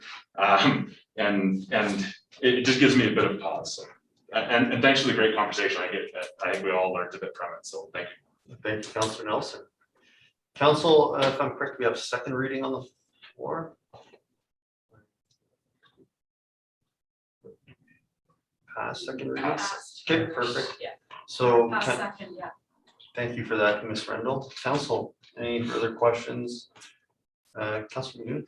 Yeah, I guess my hope would be that's something all of us keep in mind. If this gets left on the floor for a future third reading, that's something I hope that we would talk about with our business and development community is, you know, what is there a possibility for a retroactive if that's the will of our community? And then really what's the logistics of that in the bylaw? What does that look like, right? Does that go back a year? You know, and what would the wording look like in that case? Or is it something that we enact, you know, a little bit more in the future so that there's a more clear termination date from now until when it comes into force? So that's it. Thank you. Councillor McGoon. Councillor Race. Thank you, Mr. Mayor. You know what, if we were talking a year that they would not be able to partake in this tax incentive. But this is 5 years. It's 100%, 75%. This is big money. And for contractors who are doing a 1 million, 2 million build, holy cow. So this is deserving a bigger talk. Thank you, Councillor Race. Councillor Nelson. Just for clarification, this would come back on October 5th, correct? Regardless. Administration. Correct. Thank you. Councillor McGoon. Yeah, you know, Councillor Race and Councillor Nelson, they've identified some, I don't want to call them huge areas of concern, because I think this is a massively beneficial program for expansion and, you know, attracting new business and building out and expanding existing business. But I think this is one of those things where we want to make sure we do it right. And so I want to be very cognizant of that. Thank you. Thank you, Councillor McGoon. Council, anything further for this item?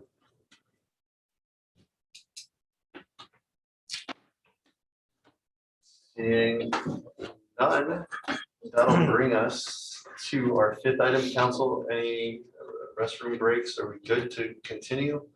It's 6:02. Seeing no one. Okay. Thank you, administration and council. That'll bring us to our special ballots in institutional vote locations. CEO Howard. Thank you, Mayor Michaels, through to council. So there's the special ballots, which we've explained a little bit about them. It's not something that we've done in the past or that you may be familiar with. And then, of course, the institutional vote locations, which is where we have designated in the past a couple of key places, not where everyone else can go to vote, but where the people within that facility, their votes would be considered valid when we accept them there. So this has been, I feel day by day, it keeps changing a little bit as we get information back from some of the locations. But as of the time of this report, and I don't think anything's changed since then, everything is accurate the way that it is there. These special ballots, there's a couple of things that have happened. The time between the close of the nomination day to the election day has been changed from 6 weeks to 4 weeks. That is incredibly tight to be able to pull off the scale and the diligence that has to happen with doing a special ballot. So the recommendation of administration is to forego those again. We have not received that. We have no indication that there's a big demand for that out there. There are a couple of dates for the advanced voting for everyone, and again, we have access to transportation to get people to the locations. We done all the usual things that we do to make, to allow people to participate. And so we do still though have a couple recommendations, and that is with the Pine Valley Lodge and the Hint Continuing Care Center as institutional voting stations for this 2021 election. And so, of course, we have Ms. Rendell here, who is the author of the report and our lead on all things elections. So if you have any questions, I may ask her to assist me in answering them. Thank you. Thank you, Acting CEO Howard. Council. Councilor Nelson. I did have a question about special ballots, and I understand the capacity issues we may have. Understanding, today we're at 53 cases. My concern is when election comes around, we may have a certain percentage of the community that's not comfortable leaving their homes to vote. There may be some that are required to isolate that would then have no way of voting. And just due to COVID, I am concerned that we would be restricting people's ability to vote. Any feedback on that would be much appreciated. Is that directed to administration? Yeah. Administration. I'm going to ask Ms. Rendell to answer that. We'll even start. Go ahead. Thank you. Yeah, I do agree with that we could have, especially with our numbers going up, that people they might not be comfortable coming out, or, but only thing with special ballots is we have a very tight timeline.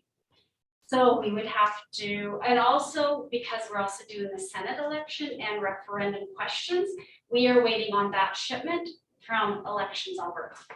So that will come to us probably right around, they said, in the first week in October.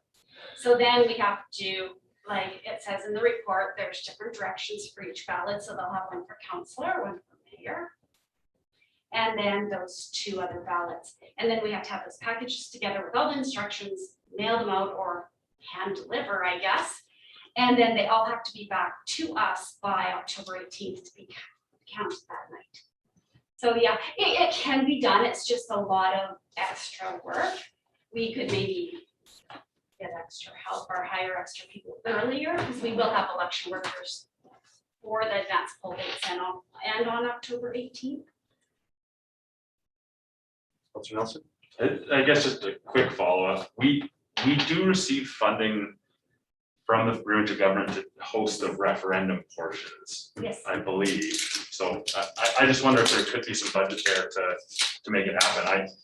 If somebody says I am required to isolate and I cannot vote, that is a really tricky thing politically to deal with. If there's literally no legal way for somebody to vote, right now there would be 53 people that legally could not vote if the election was tomorrow. And who knows what may change between now and then. So I would lean towards finding a way to make it happen personally. Thank you. Thank you, Councilor Nelson. Councilor McGoon. Where I agree with Councilor Nelson, and then I'm presented with another complication, is the reality of, in that instance, if you had somebody who is, legally required to quarantine because they had been, confirmed COVID positive, I think what we're then setting up is a delivery system for ballots which are guaranteed to have come in contact with individuals who are COVID positive. And for about 45 seconds at the beginning of what you were saying, I was like, yeah, absolutely. Yeah, no, Dooley's right. But then that other part of my brain switched on and I was like, oh my gosh, what about the people who are counting the ballots? Because I know with the school system, what we've been required to do for the last year and a half is for all of our students when they were going through distance ed, any paper materials that came from any students, not just those who had been confirmed positive, there was a disinfecting period that they had to go through. So I don't mean to confuse that whole argument because I think you're right, but by the same token, I have a real moral concern about, delivering potentially infected pellets to counters. So yeah, thanks.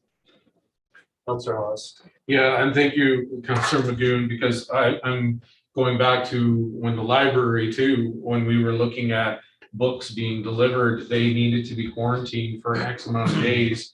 And still be handled appropriately by the staff when they did. So I agree. Unfortunately, it's an extremely difficult position, but it's the one that we're faced with the, because we do in work I do, we have no paper materials that are to be given out whatsoever to any residents as well. So it's a tough one.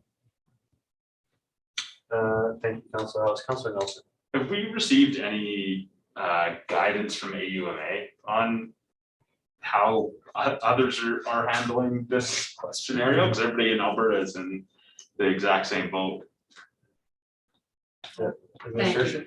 Not that I'm aware of. We have the bigger centers, of course, Edmonton and Calgary, that always do special ballots. They've been doing it sort of for many, many years and have a design and the capacity to do that. Smaller communities, I'm not aware of, and I just double checked with Ms. Rendell to confirm that we're not aware of any, but I don't believe we consulted AUMA to confirm that. Okay, thank you. Councilor Nelson? Yeah. Councilor McGoon? Is anyone aware of any provisions electronically for voting by proxy over telecommunications? Like over video conferencing, having a town or a municipal official recording the verbal vote as it was of a voter? Administration? Not aware of any. I'm trying to think of where there'd be situations where the privacy part. I mean, I suppose they could sign off knowing that their ballot would be private per se. Ms. Rendell, anything? Nothing, okay. Well, in the report, it legally is allowed. It's just, has anybody executed that or done that in Alberta? Would be the question, because the MGA allows it, right? It's under section 77, that you can actually do it by email, by person, by fax, telephone, and secure Well, website. that's submitting an application to receive your ballots. Oh, and you cannot send it? Oh, my apologies. Okay. So, yeah, Councilor Nelson.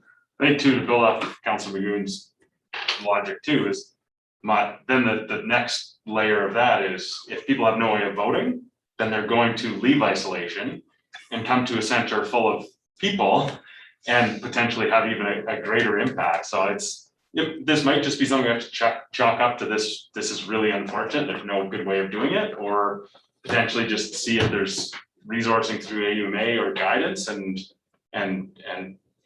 go from there. So thank you. Thank you, Councilor Nelson. Councilor Waugh. Question for administration. What sort of timeline are we talking about where you would need a direction or a decision from us? We require a decision this meeting. It can't be delayed.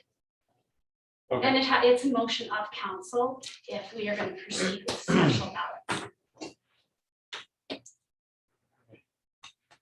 Thank you. But we may not receive a lot either. Like maybe there is only 25 or 30 that come back to us. We might not receive a lot of applications for it because we do have 2 advanced poll dates and election day. Councilor Waugh. Oh, thank you. Councilor McGoon. I mean, here's the thing, we're not rebuilding the wheel. There are special ballots being offered, across the province especially by bigger municipalities. So I think really it's a matter of, if it's the will of council to move forward with the special ballots, to find the best practice that protects those people who are involved in the election as best as possible. But in this instance, speaking with the special ballot question, I'm in favor of it. I think if I'm given that default question of, do we do what we can as a municipality to ensure that as many eligible voters as possible have the ability to vote, then my answer is always yes. And I think I'll just leave it at that. Although I do want to say, I think this is another instance of where we go to the provincial government and we say, look, playing around with the timelines has had a net negative impact on this election, and that this was not something you guys should have gone and messed with. And it's frustrating because I really feel like this has been an election that shouldn't have been messed around with in terms of timelines, and that it was changed not for the best of reasons. Thank you, Councilor McGoon. Councilor Nelson. I think understand the complexity and the timelines and the likelihood if somebody can't be there on October 18th because of COVID, they wouldn't have likely applied for special ballot because it has to be done enough weeks ahead of time that they wouldn't have had it then. Also, the first advanced voting date is October 7th, and voting day is October 18th, which is more than 10 days for that isolation period. So I think maybe it's just encouraging people to utilize the advanced polling, because if you test positive ahead of October 18th, you're not legally permitted to go there. So I actually think there are legal opportunities and legal ways for people to vote. They just might have to utilize the advanced voting just to be sure. So yeah, I really appreciate the conversation. I think there's enough ways for people to vote, because there is more than 10 days between the first advance vote. And I just don't know how we pull off all of the special ballot requirements because of the addition of the Senate and the referendum questions. So I just appreciate the conversation. If somebody else wants to make a motion, I'd be curious, but I appreciate it. Thank you, Councillor Nelson. So Councillor Nelson. I'd like to move that council accept special ballots for information, that council designate Pine Valley Lodge, 177 Bhutan Ave, and Hinton Continuing Care Center, 1290 Switzer Drive, as institutional voting stations for the 2021 local election. I think I spoke to it enough. Thank you. Thank you, Councillor Nelson. Councillor McGoon. Move to split, your worship. Okay, at what point? The and that council accept special ballots for information. Okay. Please. And if I could just, well, actually, if I may speak to that, because it would be the motion on the floor. I think Councillor Nelson brought up an excellent point that I certainly hadn't considered when we first began the debate. And so for that reason, I cannot support that first motion, because I would like to see us do everything in our power to ensure that advanced polling, take place for a municipal election.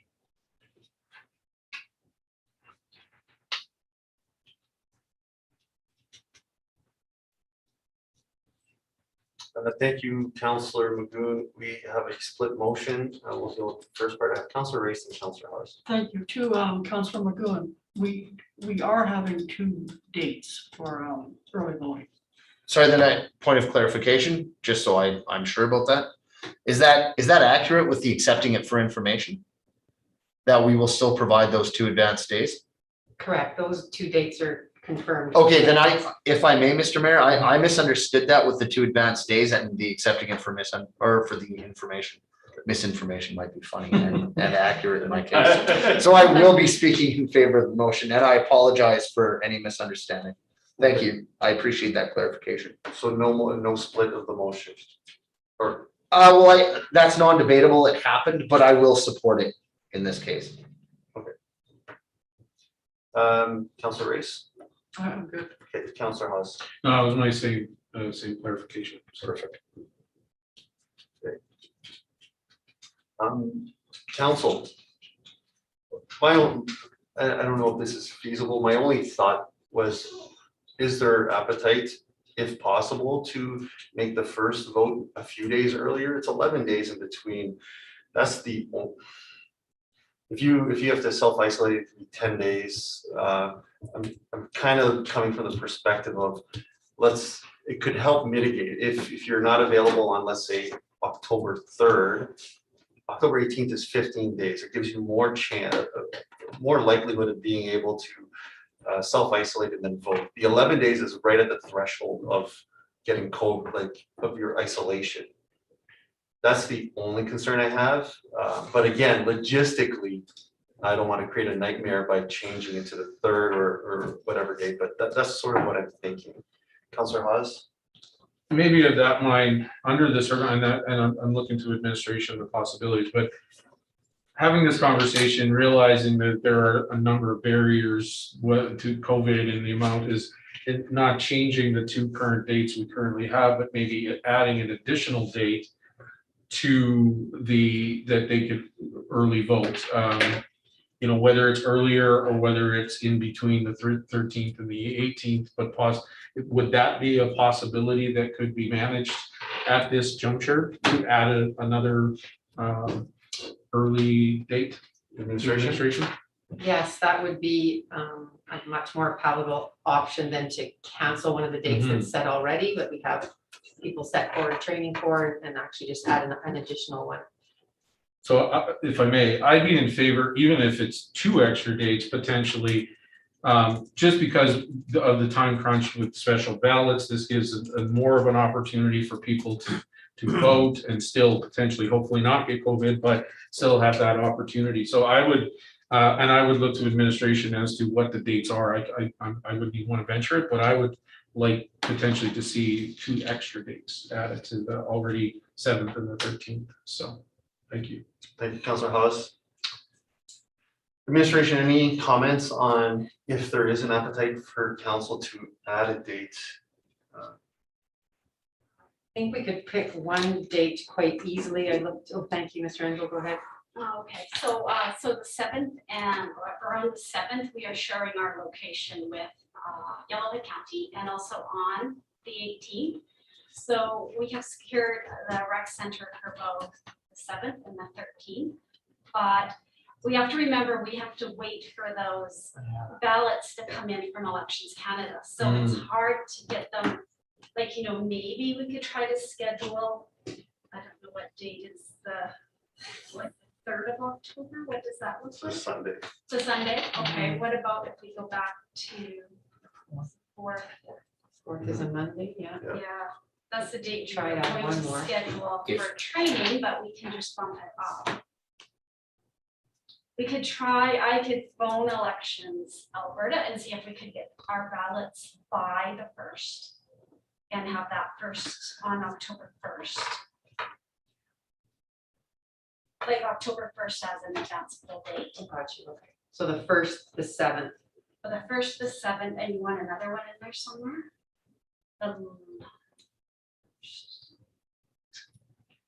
Which date is the stat? Is the 8th? The 11th. month is. The 11th Monday is- the 11th. the 11th is the stat. So did you want another one in the week of the 11th to the 15th or the 12th to the 15th or? Let's try to maybe narrow down the first one. Right. At the very least, and So- to better get some consensus. So, Councilor Hawes, are you good? If I may, I mean, I think the 1st, the 7th and the 13th, when I'm looking at the calendar, there's one advanced poll or advanced per week before the 18th. So I mean, that gives 4 times to vote. I think personally, that's a reasonable, but I guess I would personally look at, you know, because I never thought of the Election Canada getting the ballots and stuff. So I mean, it really depends on that, right? So, but I mean, I think 3 plus the 18th is a reasonable amount personally. Thank you, Councilor Hawes. Councilor McGee. Yeah, I'm actually going to issue some of my concerns I have with some of the conversation right now. And if I may, my understanding is that the deadline for a candidate to submit their application is the 20th of September. We're throwing around numbers like the 1st of October, the 4th of October. I don't think it's transparent and I don't think it's good governance. And it's certainly, I don't think it's not supportive of a clear, transparent election.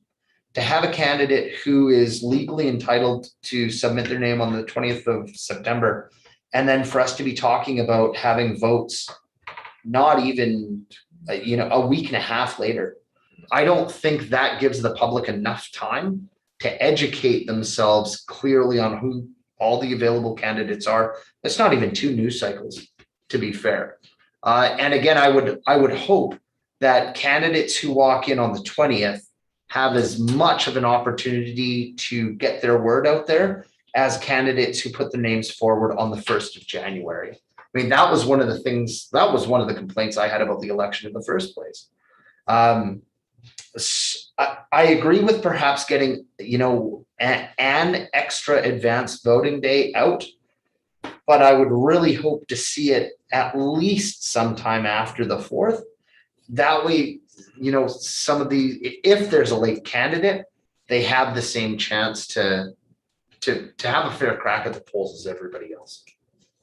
That would be my thoughts. And if I'm the only one, that's fine. Thank you, Councilor Magoon, Councilor House. Thank you, Councilor Magoon. That's a very good point. I mean, we've got a short enough window as it is since with these changes to have a reasonable amount of time to get the information out there. And I mean, potentially some people maybe already at it, but people have till the 20th to decide. So I agree with that. And so based on, I think that too, and I appreciate that bringing that up. I mean, I think that's why I'm guessing that our administration picked those particular 2 days. I mean, COVID in the mix is just creating another level of issues here. But based on that, to add another date into there with it, I think would not do justice to those going in on the 20th. So I appreciate that. Councilor Haas, for me, I can meet part way with that. I still would like one on the 4th, I think. So the 4th gives 2 weeks, it gives 14 days between the election and the first vote, which is ultimately what we're trying to mitigate, which is people literally not being able to vote because they have COVID. 14 days, you can exercise your right if you don't have COVID on the 4th, you can at least say, hey, well, I had an opportunity. We try to let the community know, but I would like that 14 days instead of 11 days is conceptually, and you're right, there's no perfect answer. This is a really challenging time. So I would be comfortable with the 4th, nothing earlier. Councilor Magoon? Yeah, just to speak, I think that's the happy medium, right? I think 2 weeks is not ideal, but then again, I mean, if you're waiting till the last minute, like, we will not get a perfect answer, but getting a third advance date in there, in the hopes of mitigating some of that close contact during election day, I think I could get behind that. It's not perfect, but it's a happy middle ground. Thank you, Councilor Magoon. Councilor Nelson? Yeah, Mr. Chair, I guess, could I just ask that we maybe handle the motions and then subsequently worry about the advanced motions? Because neither of these is tied to the advance dates. The special ballots, the mail-in stuff, it's a different. So if we get these taken care of, then we can make the motion to add an advanced vote. Council? Councilor Watt? I was of a similar mindset, but I do understand that there are some councilors that may vote a particular way on the special ballots if there isn't some date accommodation kind of made, so. So with that in mind, if somebody wanted to make a motion to table these until we figure out the advanced ballots, that I'm fine with that too. Just like we seem to be going a long ways away from special ballots, but I'm open to it.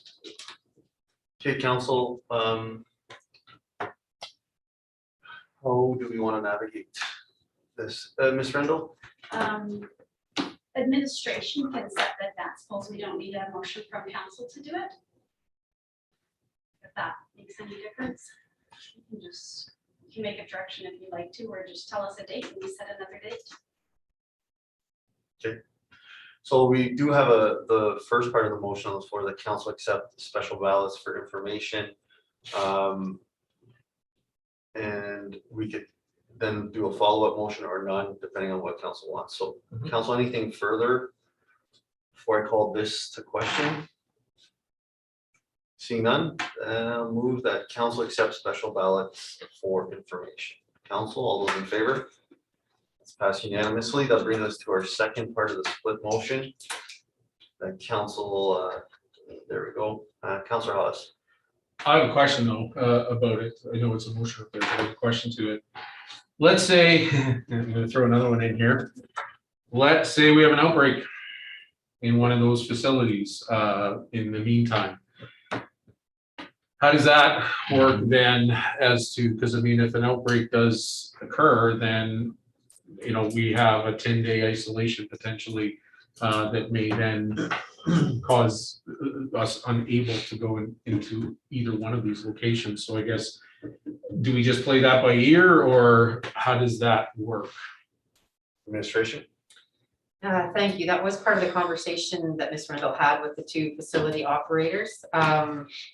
That could possibly happen, in which case, yes, they would be locked down. Nobody would be leaving, nobody would be coming in. including us to do the votes. And again, an unfortunate consequence of the COVID situation that we're in. I'll invite Ms. Randall, because I know that we have like a couple of the numbers. I know with the continuing care center, for example, I think we're looking at 4 of the residents. I can't tell if your thumb was below your screen or not. There we go. Four residents that are eligible to vote that live in that facility, and then Pine Valley Lodge, of course, there'd be the majority of them. So anything else to add, Ms. Rendell? Thank you, CEO.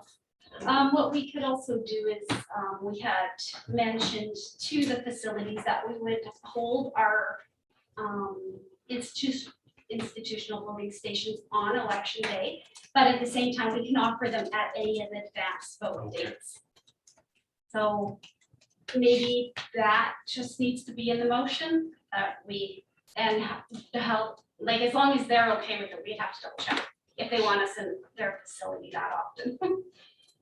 So that was gonna be my question is, can we offer them in the advanced dates, the same, just in case, because then it mitigates same thing we're looking at for the community, that maybe they can vote in the 7th, but they can't vote on the 18th, and we miss that window. So what would administration require as an amendment to this in the wording of the motion to include these facilities in the advanced dates?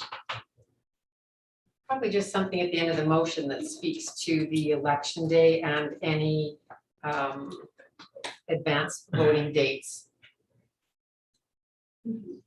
So for the, that's sort of like a comment, including all advanced voting dates and election day of October 8th. So because the motion has already been made, I'd like to include that as an amendment, unless Councillor Nelson is a friendly amendment, but if it's not, then I'd like to make that an amendment to vote on. Yeah, if the request is for a friendly amendment, I think the previous motion I felt was generic enough to include those things. Okay. So adding that specificity and transparency is something I'm totally good with. Okay. Awesome. Thank you, Councillor Nelson, Councillor Hawes. So we have an amendment, friendly amendment to the original motion. Council. Further debate or questions? Seeing none, call to question that council designate Pine Valley Lodge 177 Bhutan Avenue and the Hinton Continuing Care Center 1290 Switzer Drive as institutional voting stations for the 2021 local election, including all advanced vote dates and election day, October 18, 2021. Council, all those in favor? Passed unanimously. Councillor Lawson, Councillor Race. I know we're cutting through the motion. This is more of a question to administration with the in regards to voting locations and voting in general. And Councillor Nelson actually brought up a very good point in this previous conversation about if someone has symptoms, nothing stops them from coming to vote, or even quarantined and nothing stops them to vote. So my question to administration, and you may or may not be able to answer this tonight, I realize that, but what precautions are we taking for the staff in the facilities with the direct contact that they're going to be having with the members of the community? And I'm saying that because I know we're all masked, I'm aware of that. However, in my experience, when you are having direct contact, are we going to also require any shields or anything of eye wear, potentially that kind of thing to avoid any the risk to those that are hired to do the election. So I guess that's my question to administration. Thank you. Yes, there's a full comprehensive protocol around that, and will be done during their orientation session. Okay. And if there's anything Mr. Randall wants to elaborate on to provide that assurance, that is a significant concern for us as well. Anything else? Thank you. So they also, Municipal Affairs has launched a guideline for an election through COVID, and also we plan on touring the facilities, and we plan on having like barriers, just like at the front counter or whatever, up.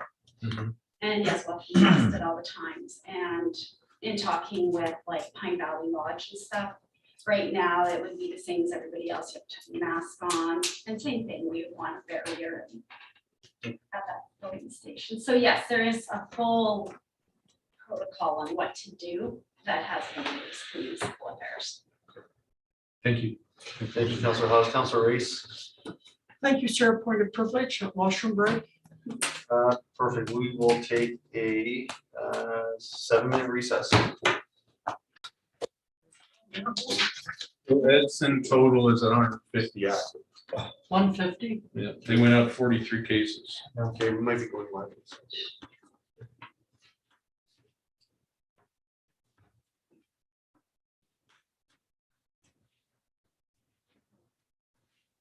Hello, everyone. I'd like to reconvene this meeting at 6:43.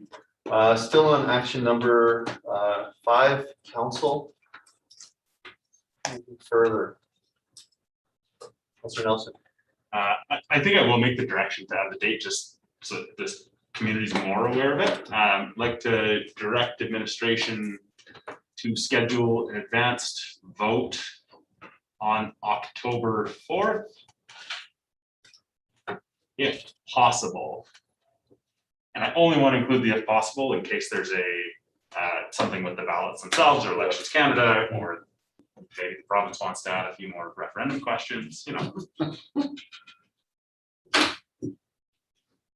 I don't think I need to speak to it. We've just discussed it quite a bit, and the points of the timing I agree with. Thank you.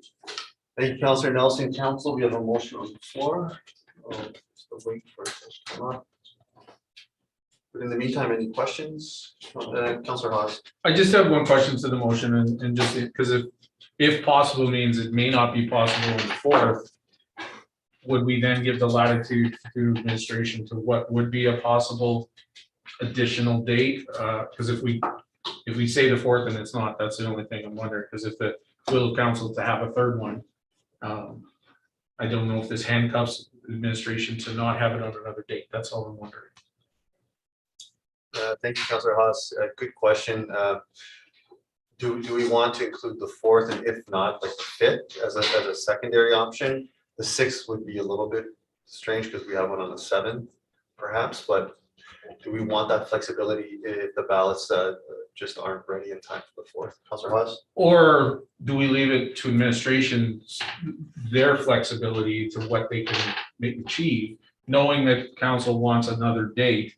You know, then what is achievable that they get the information in a reasonable date? Because I mean, they picked the 7th and the 13th without our doing. We're just now directing that we'd like a third one, 4th if possible, but if not possible, then any other date in between. I don't know. That's what my thoughts are. Councillor Magoon? Yeah, I would support that. I think even if we had a friendly or an amendment that said the 4th or later if possible, you know, I would trust administration to wrap that up. I do think having a third date is a great idea. So, you know, yeah, thanks. So council, Councillor Haas, is that an amendment, or what would you like to do with that? Or rest of council, any questions? Comments, Councillor Nelson? Yeah, anybody obviously can make an amendment, but I'm gonna let it stand as is. And for me, adding the capacity of that size of a building and what advanced both votes typically are, I don't see that being a huge issue. I think the addition of the 4th serves an actual purpose of being that 2 weeks ahead of the election. Adding one on like the 15th, I don't know if it solves anything other than just creating more work to do. So because I don't see any other dates really solving for anything, I'm just gonna leave it as the 4th. If somebody wants to make another motion or other things subsequently, or amendment, obviously, that's fine. Thank you. Thank you, Councillor Nelson. Council?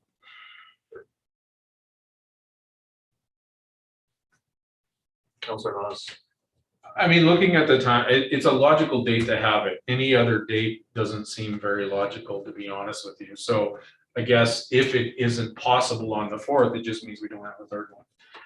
You know, and I think that's a reasonable. I appreciate Councillor Nelson's, you know, if there was an opportunity, but you're right, I mean, there's very little window there for a reasonable, what makes sense date. So I'll support this, and then hopefully we can have it on the 4th and get that. So thank you. Thank you, Councillor Hawes. Council, anything further?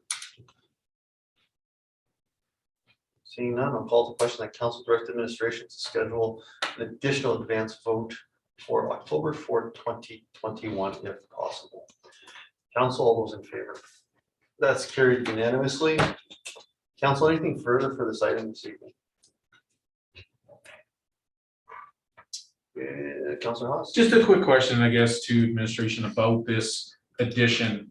And I mean, I realize you're probably going to be calling Elections Canada soon, but I'm guessing if you can do it, then you'll be letting council and everyone know, because then we can let people start letting people know. That's my assumption. Okay, thank you. Thank you, Councillor Hawes. Council? Seeing none, that'll bring us to our 6th action item for this evening, West Yellowhead Regional Waste Management Authority Governance and Administrative Plan, Acting CAO Howard. Thank you, Mayor Michaels, through to council. So this was quite a robust report and debate at your last meeting. And so the essence of it, of course, is looking for council to make approve in principle the intent for the West Yellowhead Regional Waste Management Authority Board to move to a commission. And then there's a couple of other conditions that council wanted to consider, and that the administration and our consultant had presented last time. So that was directed to come forward as presented in the last standing committee meeting. So you have all of the same information in front of you, and we're just looking for a direction from regular council tonight. And of course, I have Mr. Rousseau joining us this evening as well, in case there's any additional questions that you had since the last session. Thank you. Thank you, Ms. Howard. Council, Councillor Nelson. My only question, from what I understand, there was a West Yellowhead Regional Waste Management Authority meeting today, and understanding there wasn't one? It was, sorry, Okay, it was moved to, I believe, 1:30 on the 8th. Okay, so Yeah. I was going to ask if there's any information or anything that came out of that. So I have no questions. Thank you. Councillor McGinn. Barring any further discussion, I'd like to move that council approve in principle the intent of the West Yellowhead Regional Waste Management Authority Board to move to a commission. Thank you, Councillor Magoon. We have a motion on the floor, council. Any debate questions? Councillor Hawes. No debate. I want to, I wasn't part of the standing meeting that had this conversation, but I did watch, and I appreciated council's input on this one. And you know, I'm going to be in favor of this. We did do a lot of work as the committee and get to this place. And I think Councillor Magoon, I think, stated it very well in the meeting, in the standing meeting, is, you know, we're not experts in this, and this is an opportunity for this commission to move the landfill site forward, you know, with diversion and different programs, and just off the side of the desk. And granted, we've done, I think, a reasonable job up to this point, but to move this site forward, it needs some, you know, more dedicated staff to do so. You know, with still having, you know, input from councils and from municipalities. So I'll be in favor of this. I'm looking forward to what the future holds for it. So thank you. Thank you, Councillor Hawes. Councillor Magoon.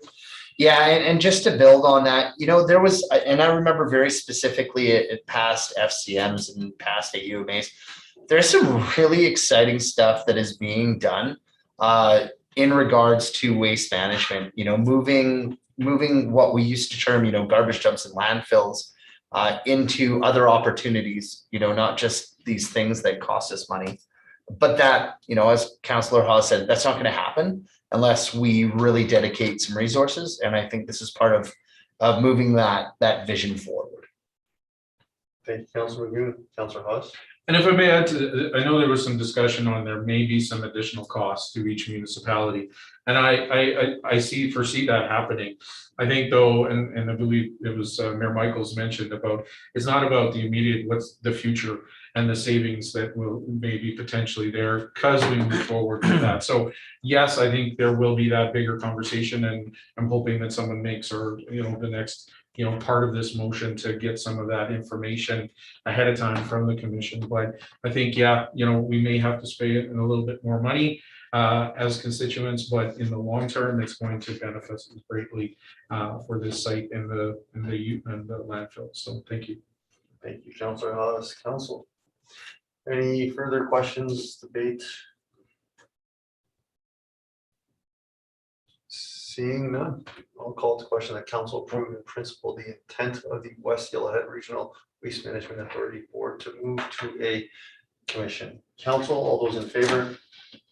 It's passed unanimously. Councillor Rice.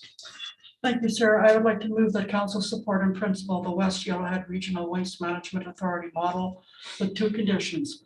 That constituent municipal councils review and approve the annual business plan of the commission and ensure that the financial impacts, both positive and negative, be explored in greater detail and be brought back to constituent councils in advance of finalization and implementation of the Regional Servicing Commission model. Thank you, sir. Thank you, Councillor Rice. Council, you have a motion on the floor. Councillor McGinn.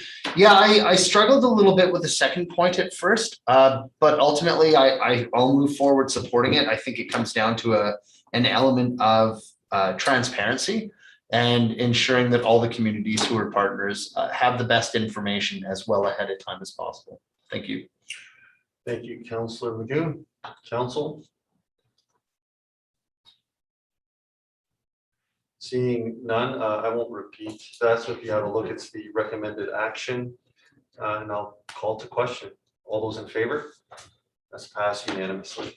Council, anything further for this item this evening? Seeing none, thank you, Administration. Council. That'll bring us to our notice of motion brought forward on August 24th from Councillor McGinn. Thank you very much, Mr. Mayor. We'd spoken about this briefly before. For myself, this is a pretty low risk motion. I've done some asking around. I haven't heard, specific to the football field and track area, that there's anything that would preclude us from naming this specific area. And really what we're looking to do is honor a citizen who, put their heart and soul in not only the community, but our kids and growing great kids in the pursuit of excellent athletics. With that being said, I'd like to let this motion stand, and I'm very proud to support it. Thank you. Thank you, Councillor McGinn. Council, we have a motion on the floor. Councillor Waugh. Thank you, Mr. Mayor. Just a question for administration, just to clarify, at this point, there is no designation or a name for the football field and track area? Administration. That is correct. It's just part of the Gordon Moore Park right now. Thank you. Thank you, Councillor Waugh. Councillor Haas. Yeah, thank you, Mr. Chair. I'll be in support of this. I think we need to, honor some of our past community members and just in such way. I think there's a lot of good opportunities for, especially to memorialize them in a long term. I think that it's, we've had examples of benches around, but this is a individual that dedicated their time to a sport and to the youth of our community. And I think it's a great way of honoring this person. And I think definitely I encourage family members to also bring forward some of these in the future as well, if there's any recipients. So thank you. Thank you, Councillor Haas. Council, anything further before I call this to question? Seeing none, I'll call to question that Council direct administration to proceed with naming the football field and track area at the Hinton Recreation Center to Chris Johnstone Field. Council, all those in favor? That's passed unanimously. And anything further for that item? Seeing none, That'll bring us to our 8th item, mandatory face coverings bylaw 1163 review. Acting CAO Howard. This is a standing item that council has requested to, from the bylaw that they approved on last Thursday. I know that since then, the province has enacted some legislation from their end.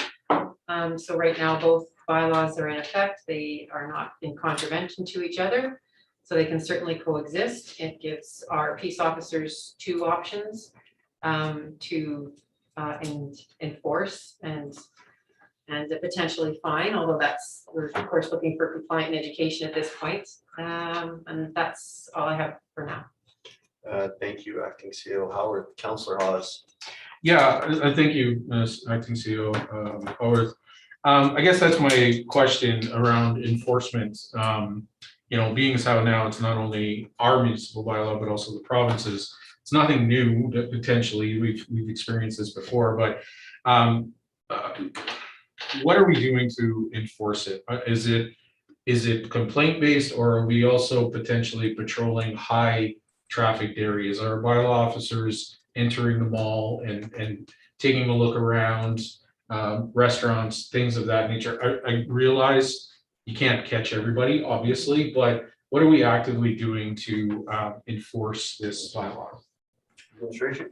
Thank you. While I take a first flush at this, I will invite Matt to join, please. And so we do have the limited resources with our community peace officers, and we do also have the RCMP. So as with all of our enforcement, we try to be proactive as possible, and it's almost always based on priorities and other demands. So we're doing the usual patrols that we can, recognizing that this is a new and another level of enforcement, and so we do it within the hours of that our staff can cover. And I'll invite Mr. Brodra, please, to enhance that answer anymore. Thanks, Mac. I'm just going to call you Mac. Thanks. Please. Thank you, Acting CEO Howarth. Through the chair, to answer some questions, there are 2 mechanisms for enforcement right now. We do have our bylaw, which we adopted last week, which has a specified penalty for not wearing a mask. Under the provincial regulations, our peace officers don't actually have appointments like they did in the past. That could be forthcoming, so they cannot lay provincial charges at this point, although the RCMP can. As the CAO pointed out, we do have restricted hours that we are out there enforcing. So we've been doing it so far on a complaint basis. We have had complaints, and we've gone in and spoke to a couple of businesses. We had one most recently today that we had to go speak with them because there was not only clients but staff that were not wearing masks. So we are being proactive. We're trying to educate. We're trying to be as lenient as the law permits, but we will enforce the bylaw as adopted by council. Thanks, Fire Chief. Councillor Hawes. Yeah, and thank you for that. And I appreciate you clarifying that, because I have had some citizens that say, well, why do we have now a bylaw in place that if the province did it? But I appreciate you sharing the fact that if we were to lift our bylaw currently, then our peace officers would not have the authority to enforce it, correct? Is that what I heard you say? Through the chair, that is absolutely correct. Okay, so that's, I think, a really important point, that why ours is still in place despite the province having it as well. So I appreciate that. Thank you. And I realize, I just hope that, like I said, I realize, but accountability, I think is a big part. And, I think that we've also heard too, and I've talked to some businesses that they've actually created a policy themselves for their businesses before this. So, being able to support them as well, because as much as possible. So I appreciate, even though the limited person power we have, but I think that's going to help a long way as well. So thank you. Thank you, Councillor Hawes. Council. Is there an appetite? I have the other two aspects that were dealt with that day, the letters to the school boards and to the province. I have those drafted. I obviously have not sent it out because action was taken the next day. Sorry, Fire Chief, your mic is still on. I think. Is there an appetite to rescind those motions? Because the context changes, like they made some action, so at least an amendment would have to be done to them. Otherwise, the direction was quite clear for Councilor. Yeah, in this case, without getting into the specifics of whom and what step they're in process right now, not both, they are not at the same point in terms of policy right now. And I think council made a decision to send those letters out. I think it is fully something that a trustee and a board could do, is to say, oh, we already acted on this, no problem, we'll just file that away. It's fair and it's applicable, send it to both. Council? Councilor Hawes. And I mean, as to the province, I think we still need to voice our concerns. Granted, yes, they did put a bylaw in place, but I mean, I think they still need to know that we haven't been happy with personally, and I think it'll also go well, because for me anyway, because unfortunately the numbers are not going down, and I mean, there may be need for more, I don't know, provincially, to help us as communities to try and limit the spread of it. So I think we still need to send a message to the provincial government that we need your help. You haven't shown us great leadership up to this point, and we still need your help. So I'm still for sending it. So thank you. Thank you, Councilor Hawes. Council, anything further for this item? Oh, sorry, I can see you. If I could just add, I did receive a bit of feedback and shared the town administration's bit of frustration with my colleagues in the region, the CAOs and other administration, just on the notice that was given by the province. I know that when the pandemic started, we were pleading with the province to try to give us some sort of heads up so that we could prepare for some of these notices. Over time, that did improve. We were having regular, Wednesday meetings, quick half hour, so that we were given the heads up on these kinds of things. This one, of course, council went to a lot of effort to pull this off for last Thursday, as well as the organization and our neighboring communities have done the same thing. And had we known that that this was coming on the very heels of all of our work at a municipal level, I think that we would have approached it a little bit differently. So if nothing else, that communication piece would be great if you could speak to that from the administration levels for myself and my neighboring communities that I've talked to. Thank you. Thank you, Ms. Howard. Councilor Good. Yeah, and I will speak a little bit more forcefully, because I think there's an ethical issue here. Sure, the province came out and said, yeah, in all indoor spaces and businesses will be wearing masks again. But they absolutely, and this is a personal, I'm speaking for myself and those other people I've talked to on this issue, they failed to act when it came to schools. And that is a failure ethically to act. And so for myself, being one vote of 7, but I of course respect the will of council, I will not vote in favor of endorsing poor leadership. And I think failing to protect kids is poor leadership. Full stop. Thank you, Councilor Magoon. Council, and Councilor Rice. Thank you, sir. I would support sending the letters. We made that decision on Thursday, and I would like it to move forward. No, absolutely. And I bring it up because in section 15, we can amend it too, right? It's an option that information came forward that was quite big, and there's an opportunity. But if council is committed to the same verbiage, then so be it. Okay, council, anything further for this item? Seeing none, that'll bring us to our information items for this evening. Councilor Hawes. Before I make the motion to accept, I just wanted to, I guess, applaud both administration and the committee. There was a request that was made by the disc golf group in regards to the funding that they received on the first of the grant. And, they got a reduced cost of the CCANs and then requested for a change of scope. So I really appreciate administration working with them and the committee and for going, and letting them move on with that project with that change of scope. So I just wanted to applaud that, and again, it's just an example of, how I'm willing to work with our partners here when they get grants, if things change, and, and good on them to find something at a lower cost. So I just wanted to mention that, so. Thank you, Councillor Haas. And so with that, I'd like to move that we accept council information packages number 1 for September 7th, 2021. Thank you, Councillor Haas. Council, we have a motion on the floor.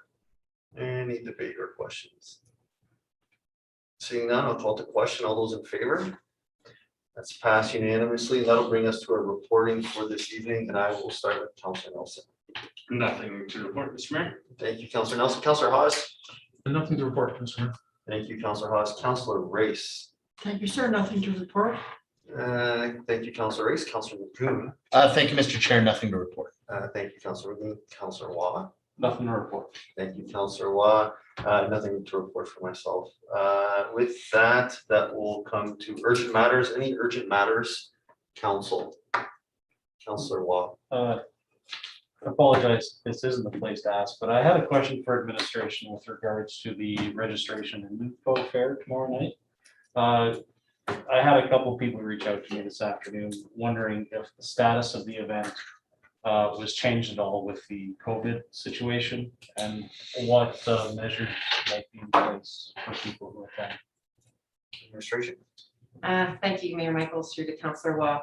So going into planning for this event, we have been following and maintaining all of the COVID protocols that we've maintained within our organization. And so there is still the expectation that there was be masking, physical distancing, all of that.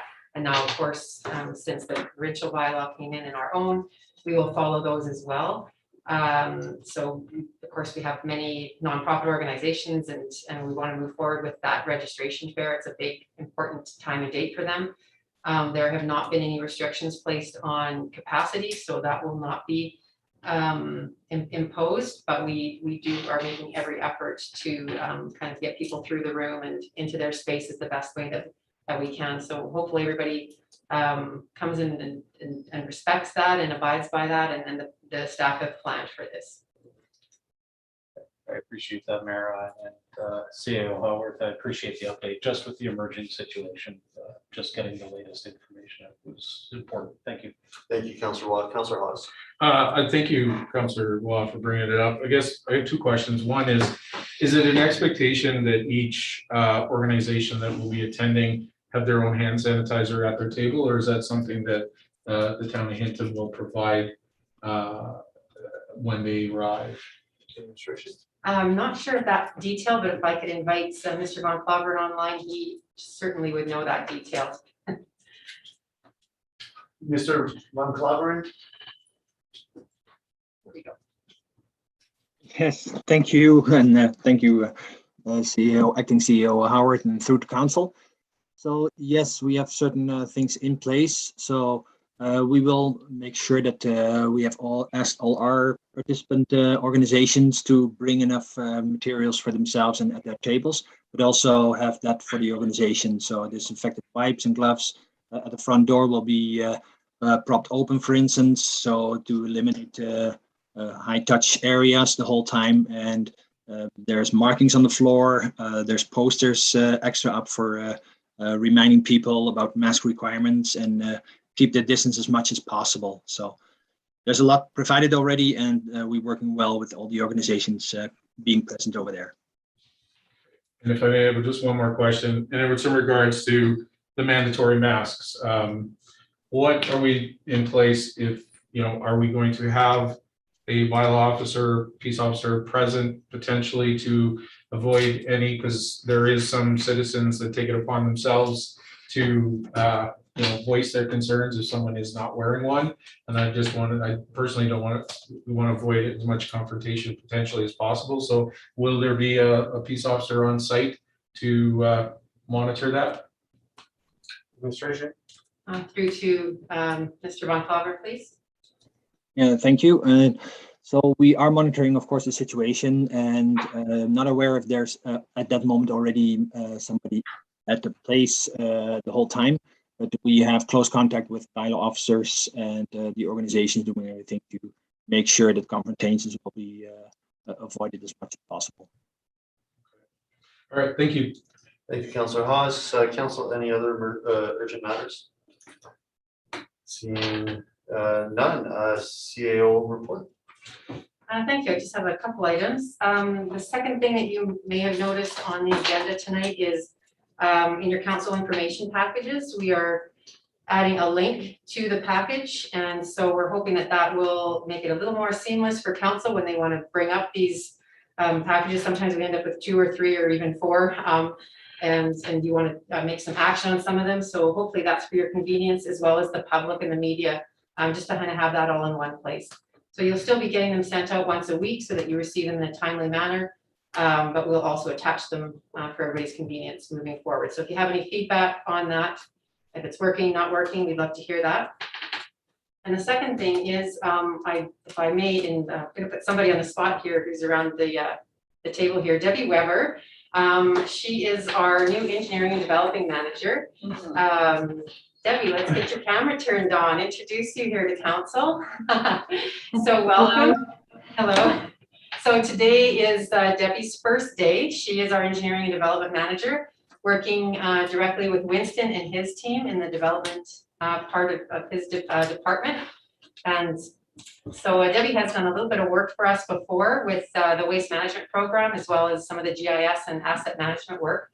And she's comes with some great experience and skills. She was the assistant CAO in Drayton Valley, and also did some GIS and corporate initiatives manager prior to that. So we're excited to have her. I think no one more than Winston probably get some of these positions filled, and we're hitting the ground running. Yay, cheer for that.